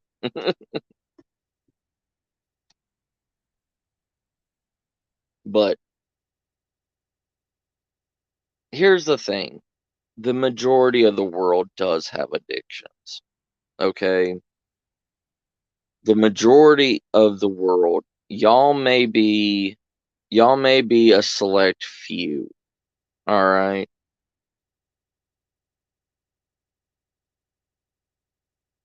Right.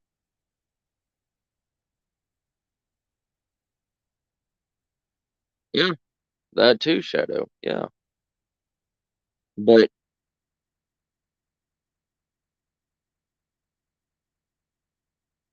it goes back to that whole entire idea that all these preppers and everything say, I hate I grew up listening to it by rednecks in the South all my life that I don't need a compass. I don't need anything. All I need is a knife on my belt, and you could throw me in the middle of the woods, and I will survive.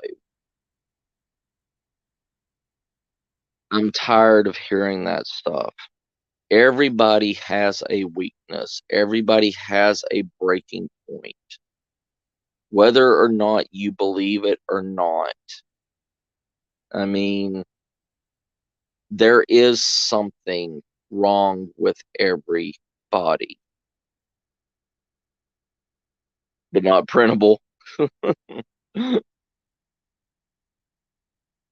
thing is, within the first year, a lot of people are going to die, like what Shadow said. Yes.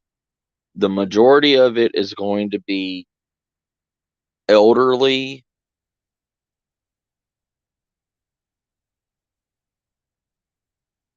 Right, Ryan.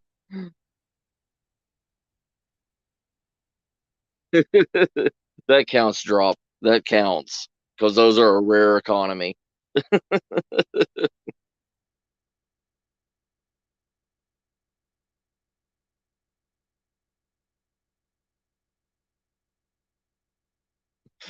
Do you, Nightmare?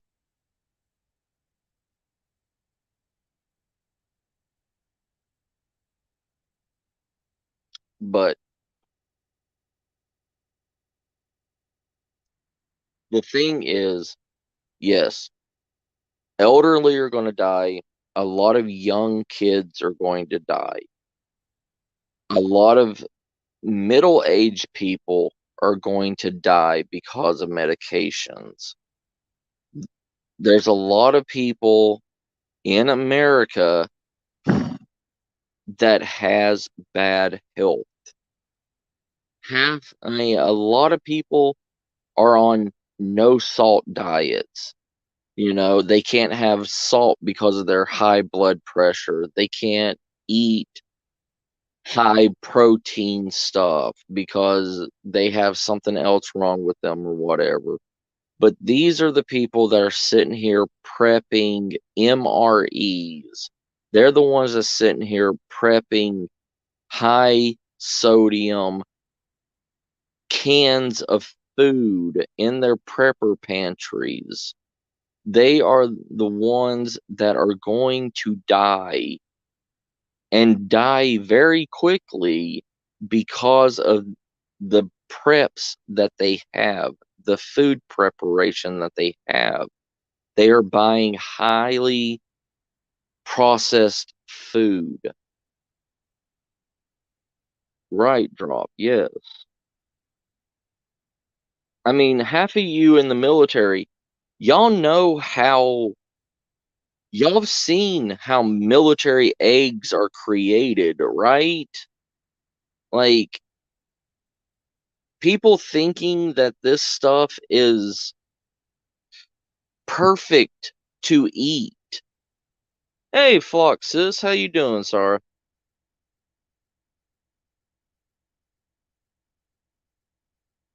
Hey, that is something different. Maria. Shire. Backwards, huh?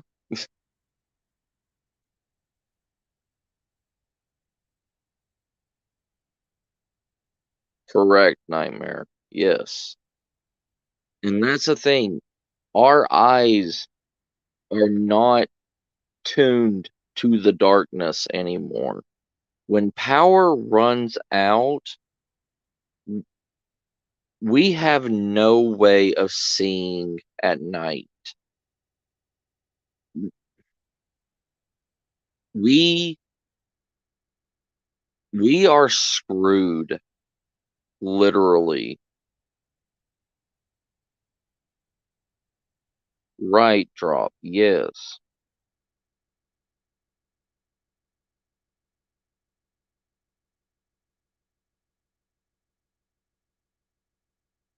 Yes, sometimes, yes, trying. Yes, I have been in some places.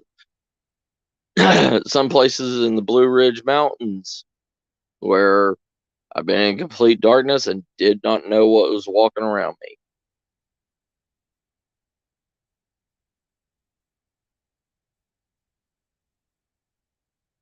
But all this stuff that we have been programmed to believe, to stock up on as preppers and everything, our lives, it is highly processed. It will kill you slowly.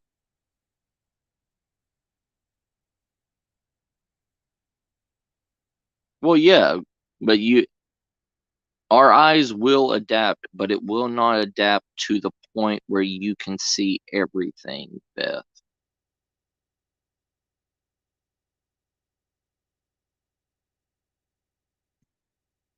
Oh yeah, I tried. Yeah, I've seen shadows walking around my camp and everything, and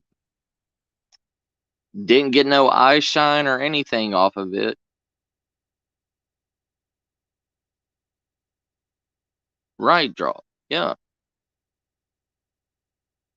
There's kids today that can't see in the dark. It's like me. I have night blindness. So I can't see in the dark. I literally can't see in the dark.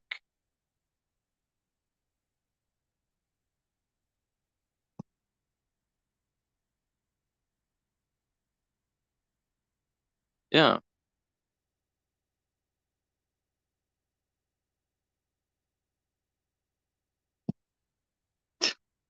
Nah, Flock, you're good, sis. It's We have to take the truth of everything. We have to look at the truth. We have to stop what's going on with other preppers and all this other mindsets. Yes, Oz. It's always too much Oprah.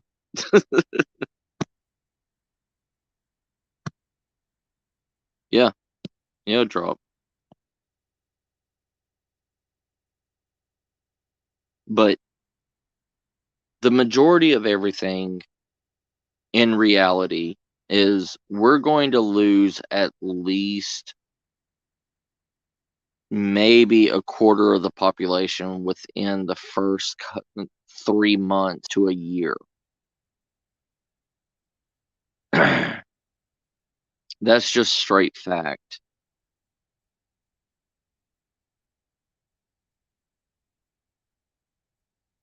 Oh yeah, Shire, always that.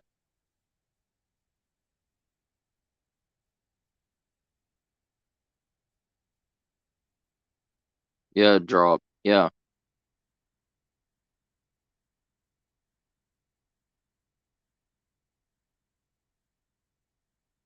yeah, trying. Yeah. See, I can't see in the dark. I do with limited light. I can see, but like moonlight or anything or starlight, like if it's a clear night out, I can see.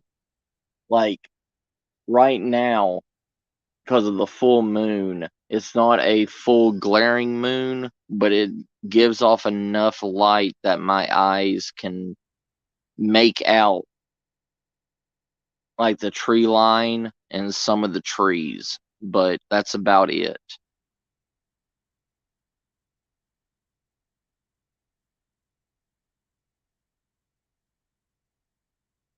Really, Shadow. So you got like the opposite of me. Gotcha. See, that's what I'm trying to say. You Nobody does. Yeah, that's all I can see, sis.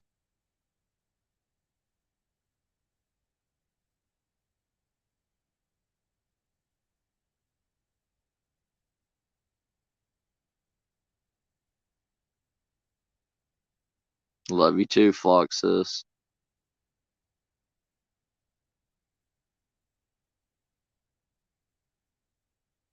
Gotcha, drop. Yeah. See, I have to wear those. I have to wear those yellow sunglasses when I drive at night. The yellow reflective lights because my eyes uh take in too much light, and when like my headlights reflect off of signs and everything, it blinds me.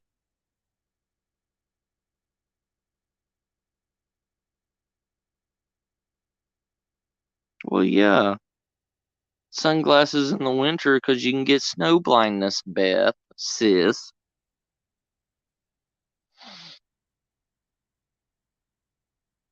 But sorry, I'm getting off track. But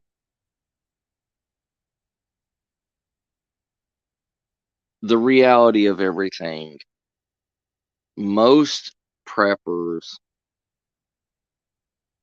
most preppers that you hear today, most preppers and survivalists and everything, they're going to die.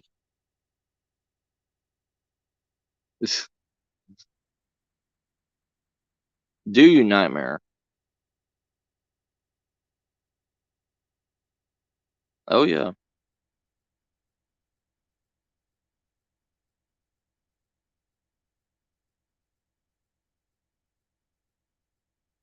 Gotcha, Shadow. Yeah.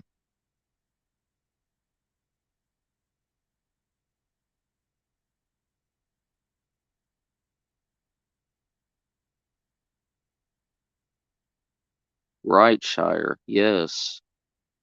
There with the new generation and everything, there is not going to be a rebuild of society. There's not.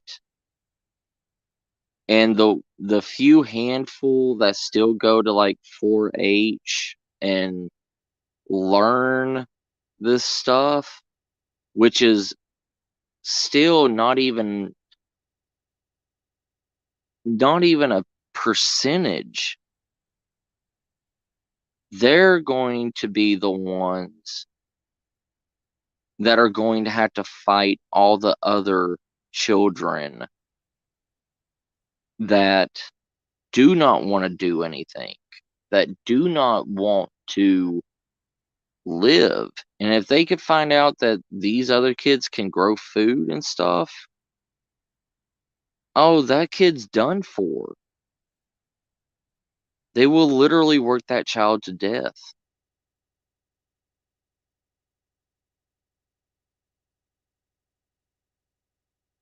Yeah, drop. Yeah. That's how society has been made. But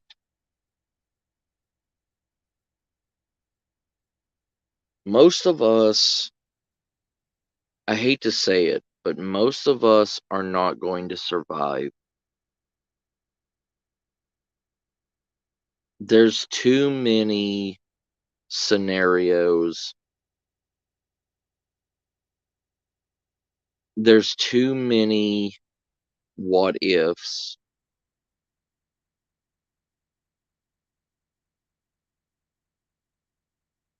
Take care, Shire brother.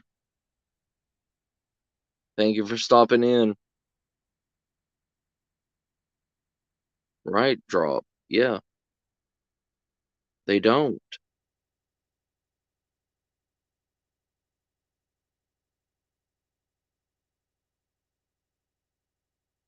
But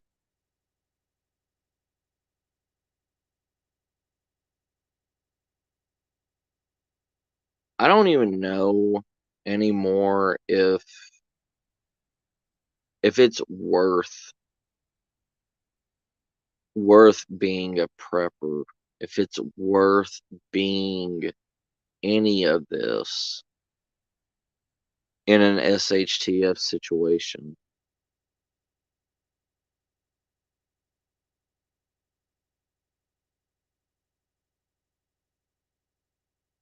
because there is too much chaos that's waiting to be released into this world.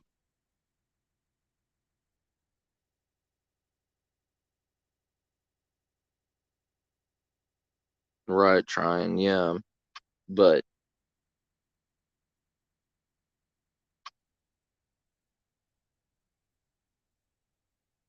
in the way that the world is, all of the knowledge that has been taught to us as preppers,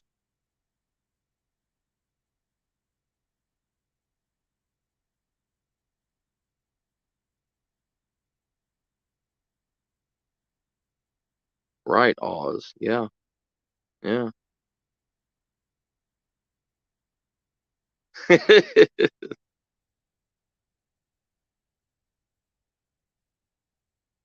Right, trying, yes.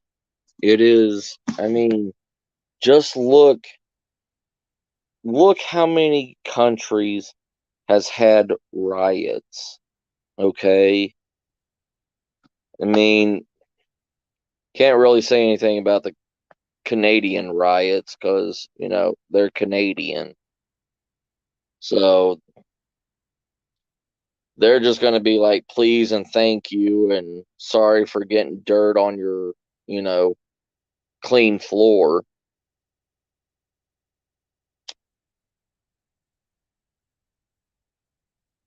But the riots have happened all over the world. They've happened in Australia. They've happened in the UK. They happened in Canada. They definitely happened in America.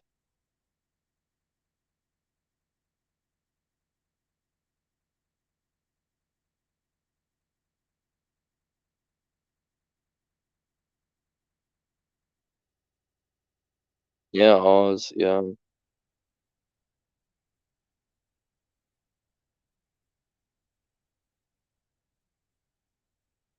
Right, Flock. Yeah.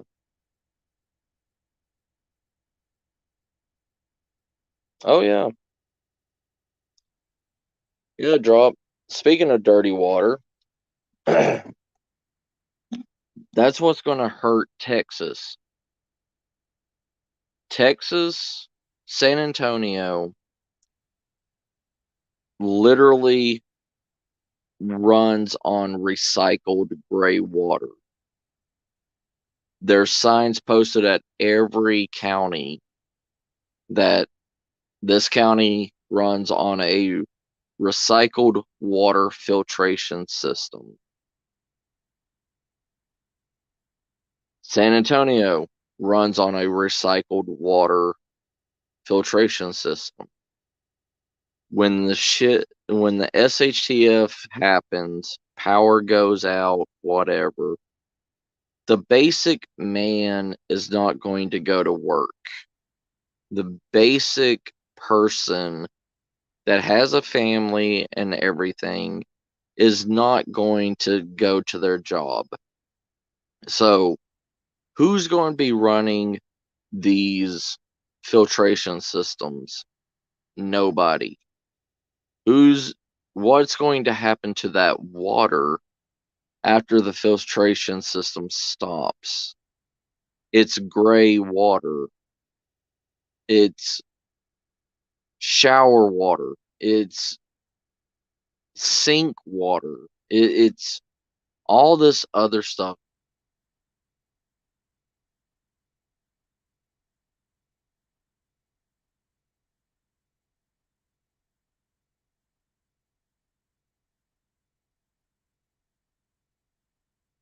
Right, Shadow. Yeah. Y'all had your fair share of riots too. Yeah.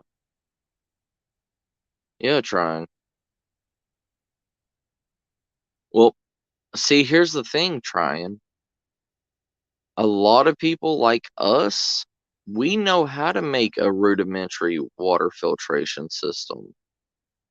But the people in the city, the younger generation, they don't know how to make a filtration system. They don't know. There's people when like here in San Antonio, when the freeze happened in San Antonio, they put their sewage water beside their clean water, and there was nobody that could get to the filtration systems. So when the pipes busted and everything, all the clean water spilled out. And we ran on a reserved water of contaminated water. So we had to go on a water boil alert. Everything that you got that was any kind of water, you had to boil it to purify it. There was over 300 people that died during the snowpocalypse because they did not know how to boil water correctly to get out the bad in it. So they literally were they they they couldn't even understand how to boil water.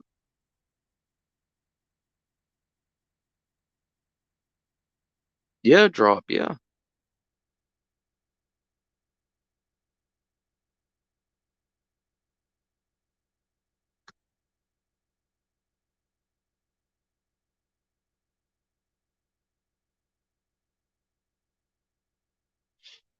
I have done a purity test that I got from Home Depot after I filtered the water out through the Sawyer Mini. The Sawyer Mini is better than a Life Straw, but it still has contaminants in it. It still has iron. It still has, um, what is it? Chlororium. I forgot what it's called, but it still has another thing in there that can poison you.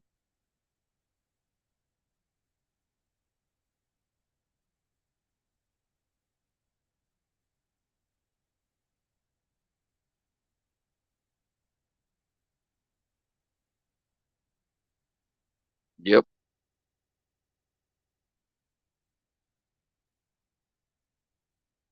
Yeah, cholera. Yeah, that's it. That's it, drop. Thank you. Yes, cholera.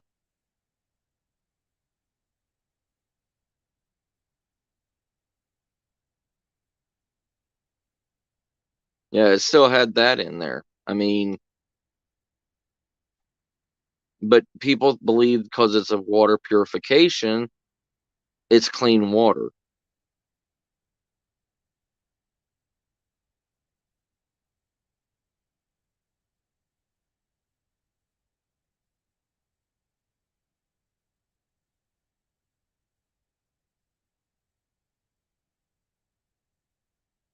Then you have to take that activated charcoal, then you have to also grind it to a completely fine ground powder.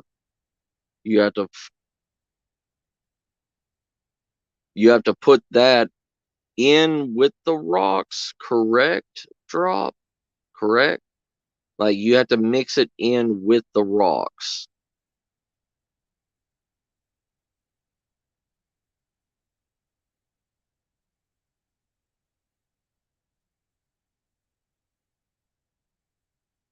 I've heard of that. I've heard of being able to make biogas drop, but I've never done that. I ain't smart enough for that.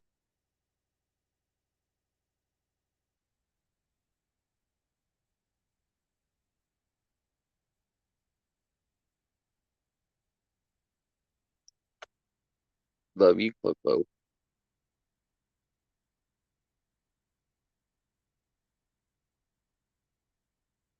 Oh no, no, you can't use pine wood.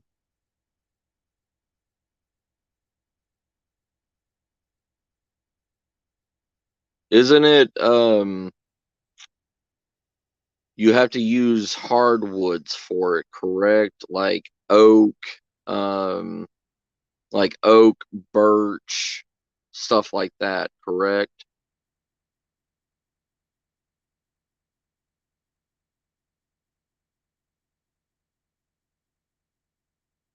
Really drop.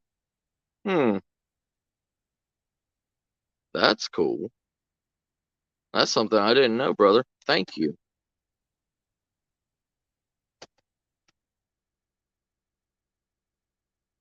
Yeah, hardwood or coconut. Yeah, that's what I thought.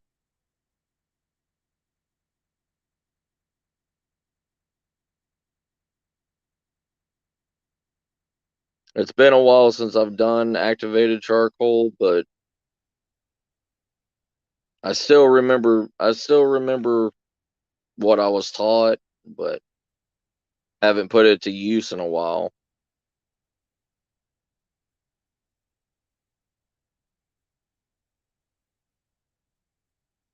You have an adapter for that? Nice, Nightmare. Cool.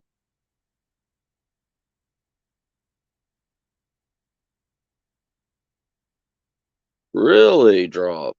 Huh.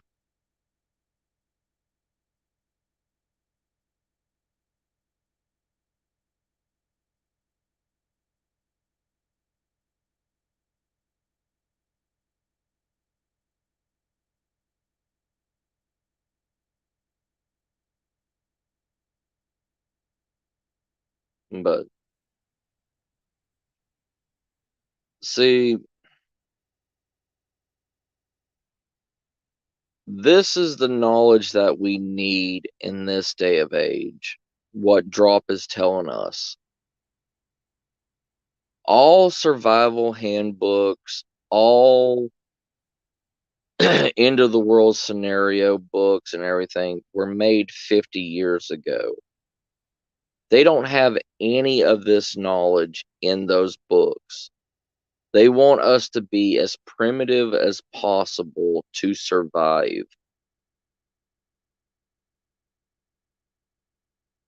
If there was a way to make a book with the technology that we have today and the ideas of what we have today, that would change the way we think about survival and preparation.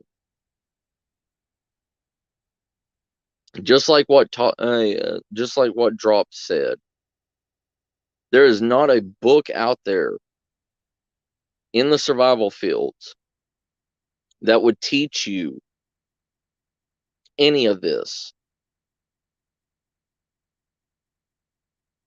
There is knowledge there is knowledge in the past 20 years that we have gained that nobody knew back in the 50s.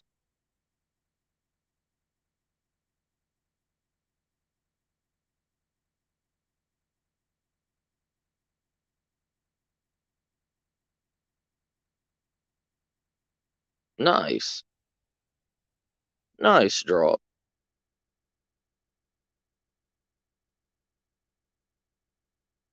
See, Shadow, if you're still here, this is what I was talking about. Like when I was on your live stream and everything, and I was talking to everybody else, telling them that we need to adapt to the new ways of life and not rely on the knowledge of 50 plus years ago. Because us as humans, we can't just go out in the woods and make an A-frame shelter and survive the rest of our life out there. We can't, because humans can only survive 3 hours in extreme conditions. All right, cool, brother. But you see what I'm talking about, Shadow? Like, this is the knowledge that we need. This is the knowledge. That's why, with our live streams and everything, we're supposed to be teaching people new ideas, not just recycling old ideas that have been around for the last 100 years. And all these preppers and everything that think they know everything that they've read in a survival book that was written in 1969 or 1970s does not apply to today.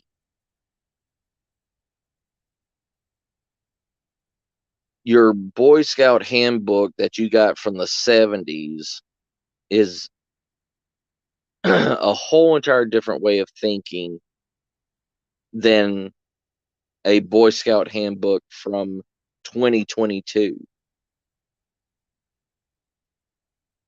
And we always talk about adapting and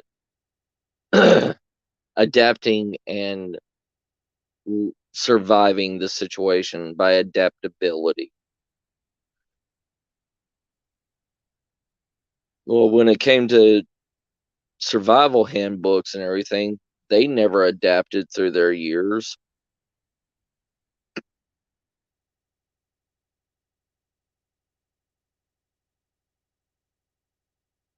Yes, trying. Yes, brother. I mean, some of the ideas and everything is still useful, but hell, brother, trying. Are you going to go out into the middle of the woods and make a bow drill and find the wood and process the wood and pull your shoestring out and spend 3 hours to make one ember? Or are you going to pull a lighter out of your pocket and light the fire? Right.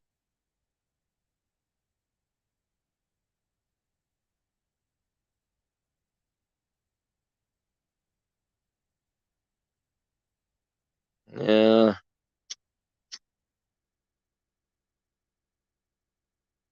I don't know, Shadow. I don't know, brother. It it seems like a lot of the older generation preppers and stuff that we have on our channels and stuff, they're still stuck in their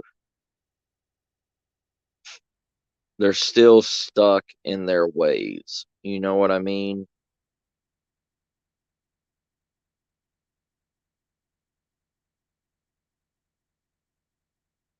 Oh yeah, drop. I mean, don't get me wrong. I mean,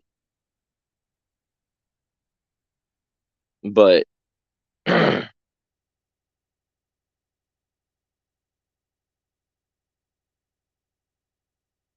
yes, that you can, Oz. Or just take one of your stainless steel tent pegs and do the exact same thing.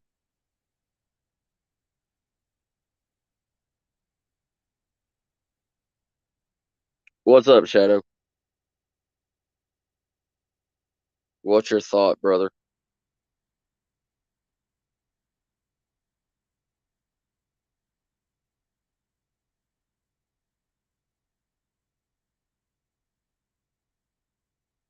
Yeah, that's true, Oz. Yeah. True, true, true. But I was thinking closer to the ground, for the electrical current through the ground. Because that's what they do. I was seeing somebody in Corpus Christi that makes lightning glass art, and he sticks like like 2 to 3 inch metal stainless steel pegs into the ground and has lightning strike them, and he goes and sells that stuff.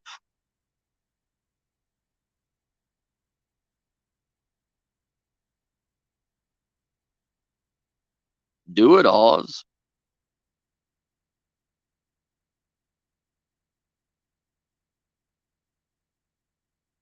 See, that's one of the problems, Shadow. The mentality, like what you said, it's all in it. Oh, well, I'd like to see you try it, Oz.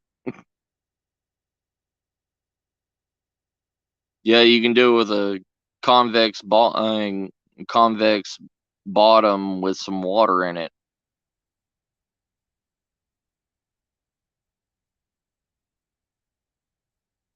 Oh, gotcha, Oz. Gotcha.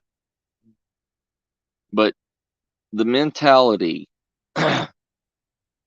that's a problem that's going to be with a lot of people, especially in this day of age where so many people suffer from depression and mental unstabilities in their, everyday life. I mean, there's a handful of people, a lot of people that have Prozac and have all this stuff for their mental problems, and having somebody trying to survive that has depression or say schizophrenia, something like that. And people with depression, if they fail at something, they're not going to try it again. So it's another one of those things. The willpower, the mentality, all that stuff is you literally have to test yourself. And I'm talking about in a true what if scenario, because all of us, we've all been in survival camps. We've all done the survival courses and all that stuff. Even in the worst case scenario of the survival courses, there is people there that will come to your rescue, that will take care of you because that's a business, you know. They will make sure you got food. They will take you to the hospital if you get hurt, all that stuff. But you literally being out there alone, away from all civilization, all humanity.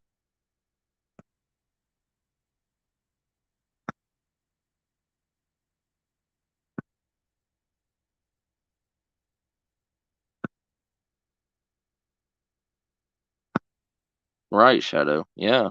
I mean, that's what happens.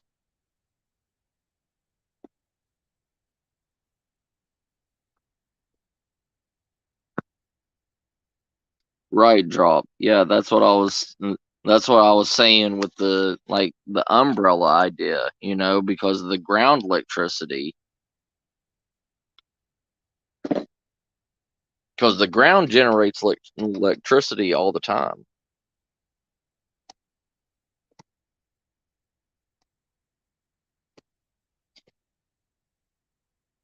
Yeah, it doesn't work that well for mentality and being by yourself with no human interaction. But the thing is, you got to just like anybody else. Most 411 cases, most actual survival situations were individuals by themselves. Like what Shadow's talking about, drop.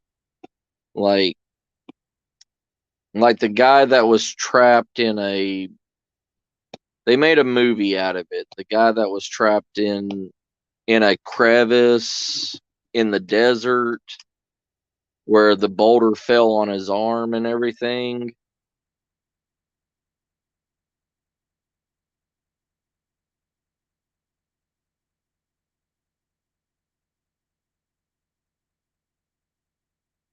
True, drop, true.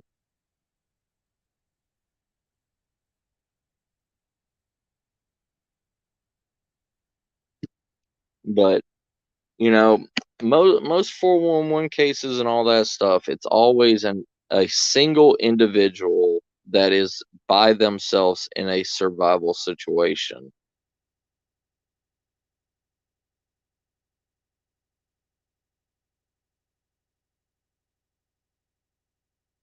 Yeah, yeah, Shadow. That happens too, or they made a really? It's a Tesla rod? Hmm. Interesting. Interesting drop. Hmm. Well, sometimes I mean, sometimes it's not just them giving up hope, Shadow.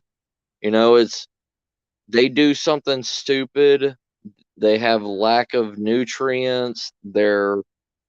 Their mind's not completely there, and they end up hurting themselves. They end up killing themselves.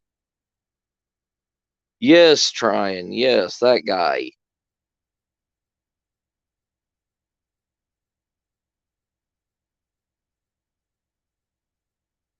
It's always 411 cases. The majority of 411 cases is always single individuals. You know, I mean, there's a handful of them that has more than one person, and I don't understand how those survival situations they did not manage to survive. You know,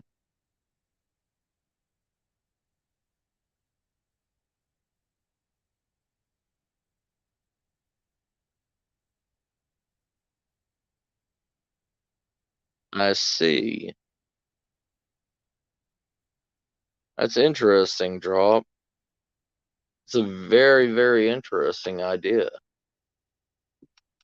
Huh. I never I never put that together. I never thought about that.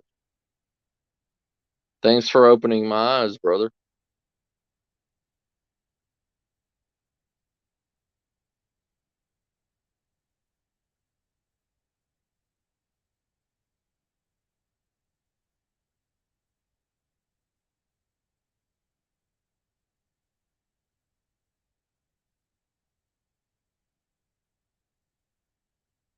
Oh yeah, Shadow. Yeah.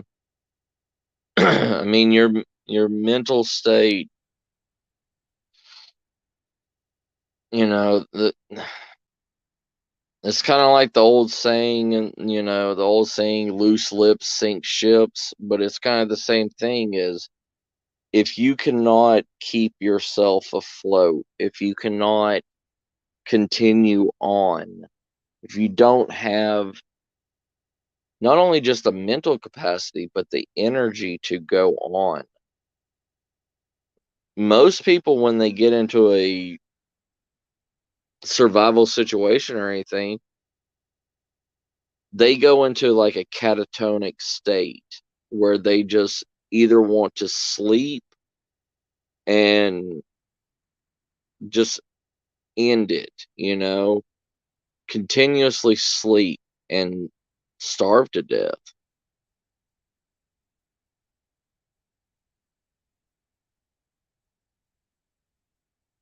Nice drop, nice. Yeah, I I didn't take anything like that. I My science degree was cultural anthropology and geology and archaeology. Yep, kudzu is edible, but there's a specific way of how you process it.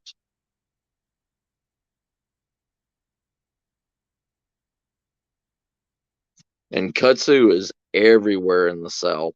Kudzu is everywhere. I remember driving down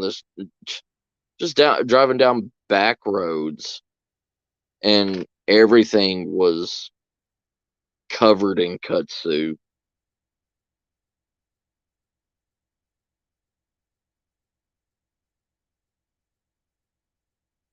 But out here in Texas, there's no such thing as kudzu.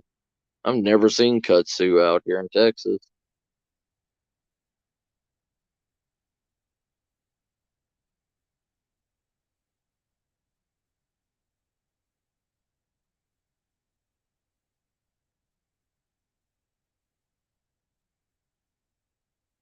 There's just so many possibilities.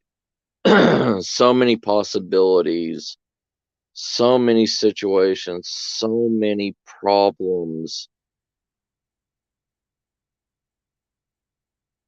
in this version of a SHTF. So,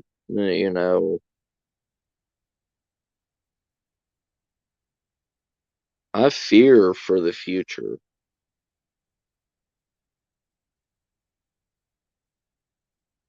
I fear with the mindset of the younger generation.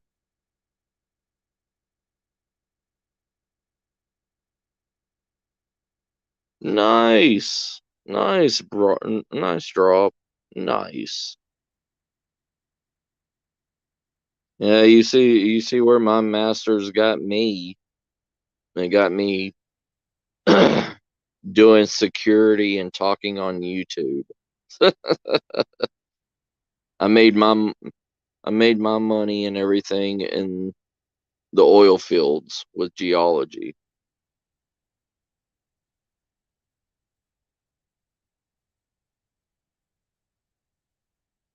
Yep. Yes, sir, drop. I was a surveyor for the oil.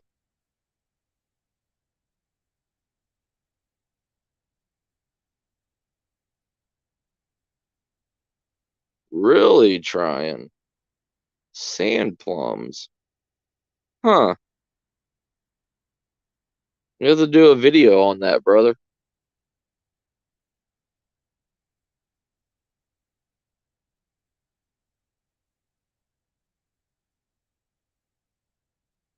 Out here, we have the abundant source of prickly pears.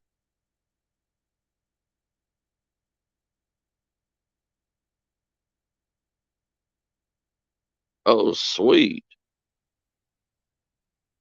I've heard that's a very dangerous job, a chemical engineer.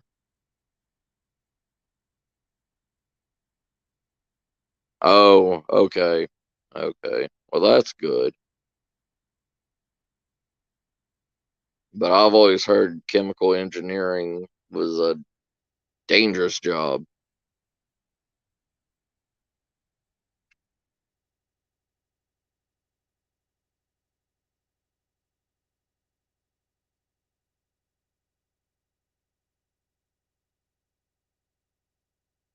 Really trying. Huh.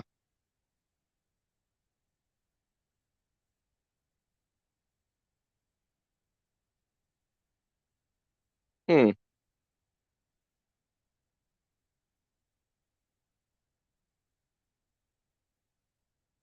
I wonder if you can make those wonder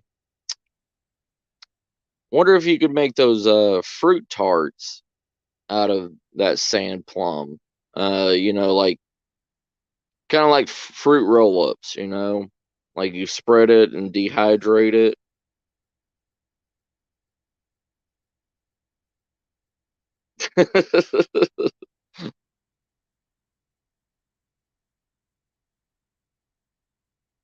I don't blame her. Drop.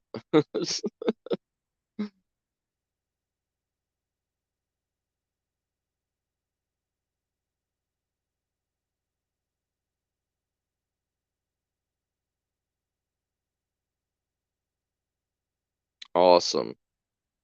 Yeah, let me know because I've never heard of sand plums trying.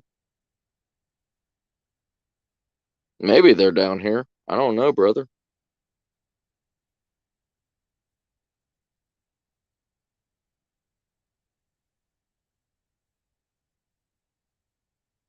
Yeah, drop. Yeah, I love dehydrated fruit wraps. Like I do it with prickly pears. I do it with my pine nuts. I am my pine berries.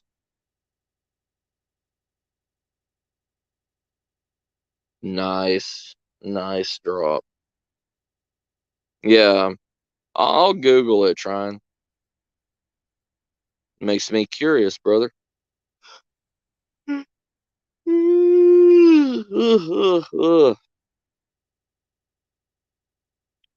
All right, family. I'm gonna get off here. I'm gonna head to bed and wake up and check on my chickens and everything and feed them because their feeding pens are almost empty.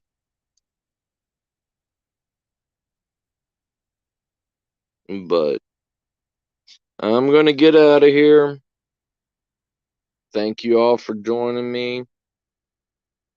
We had another great discussion tonight, like always.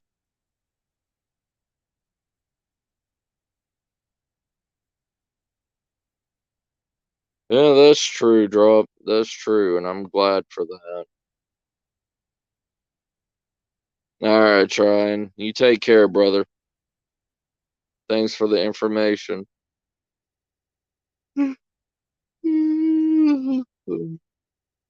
But love you, family. Y'all take care. I did all the talking, Oz.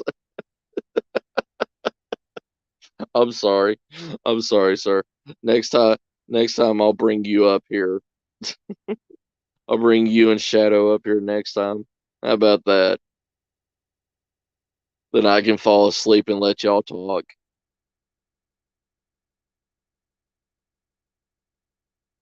Oh yeah. Thank you for your information drop, brother.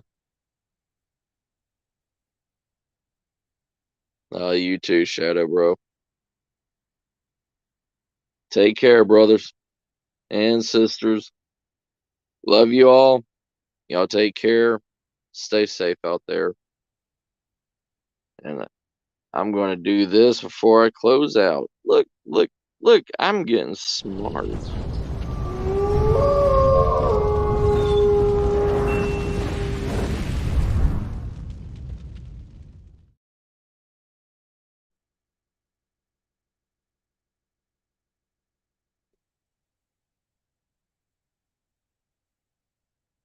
Yep.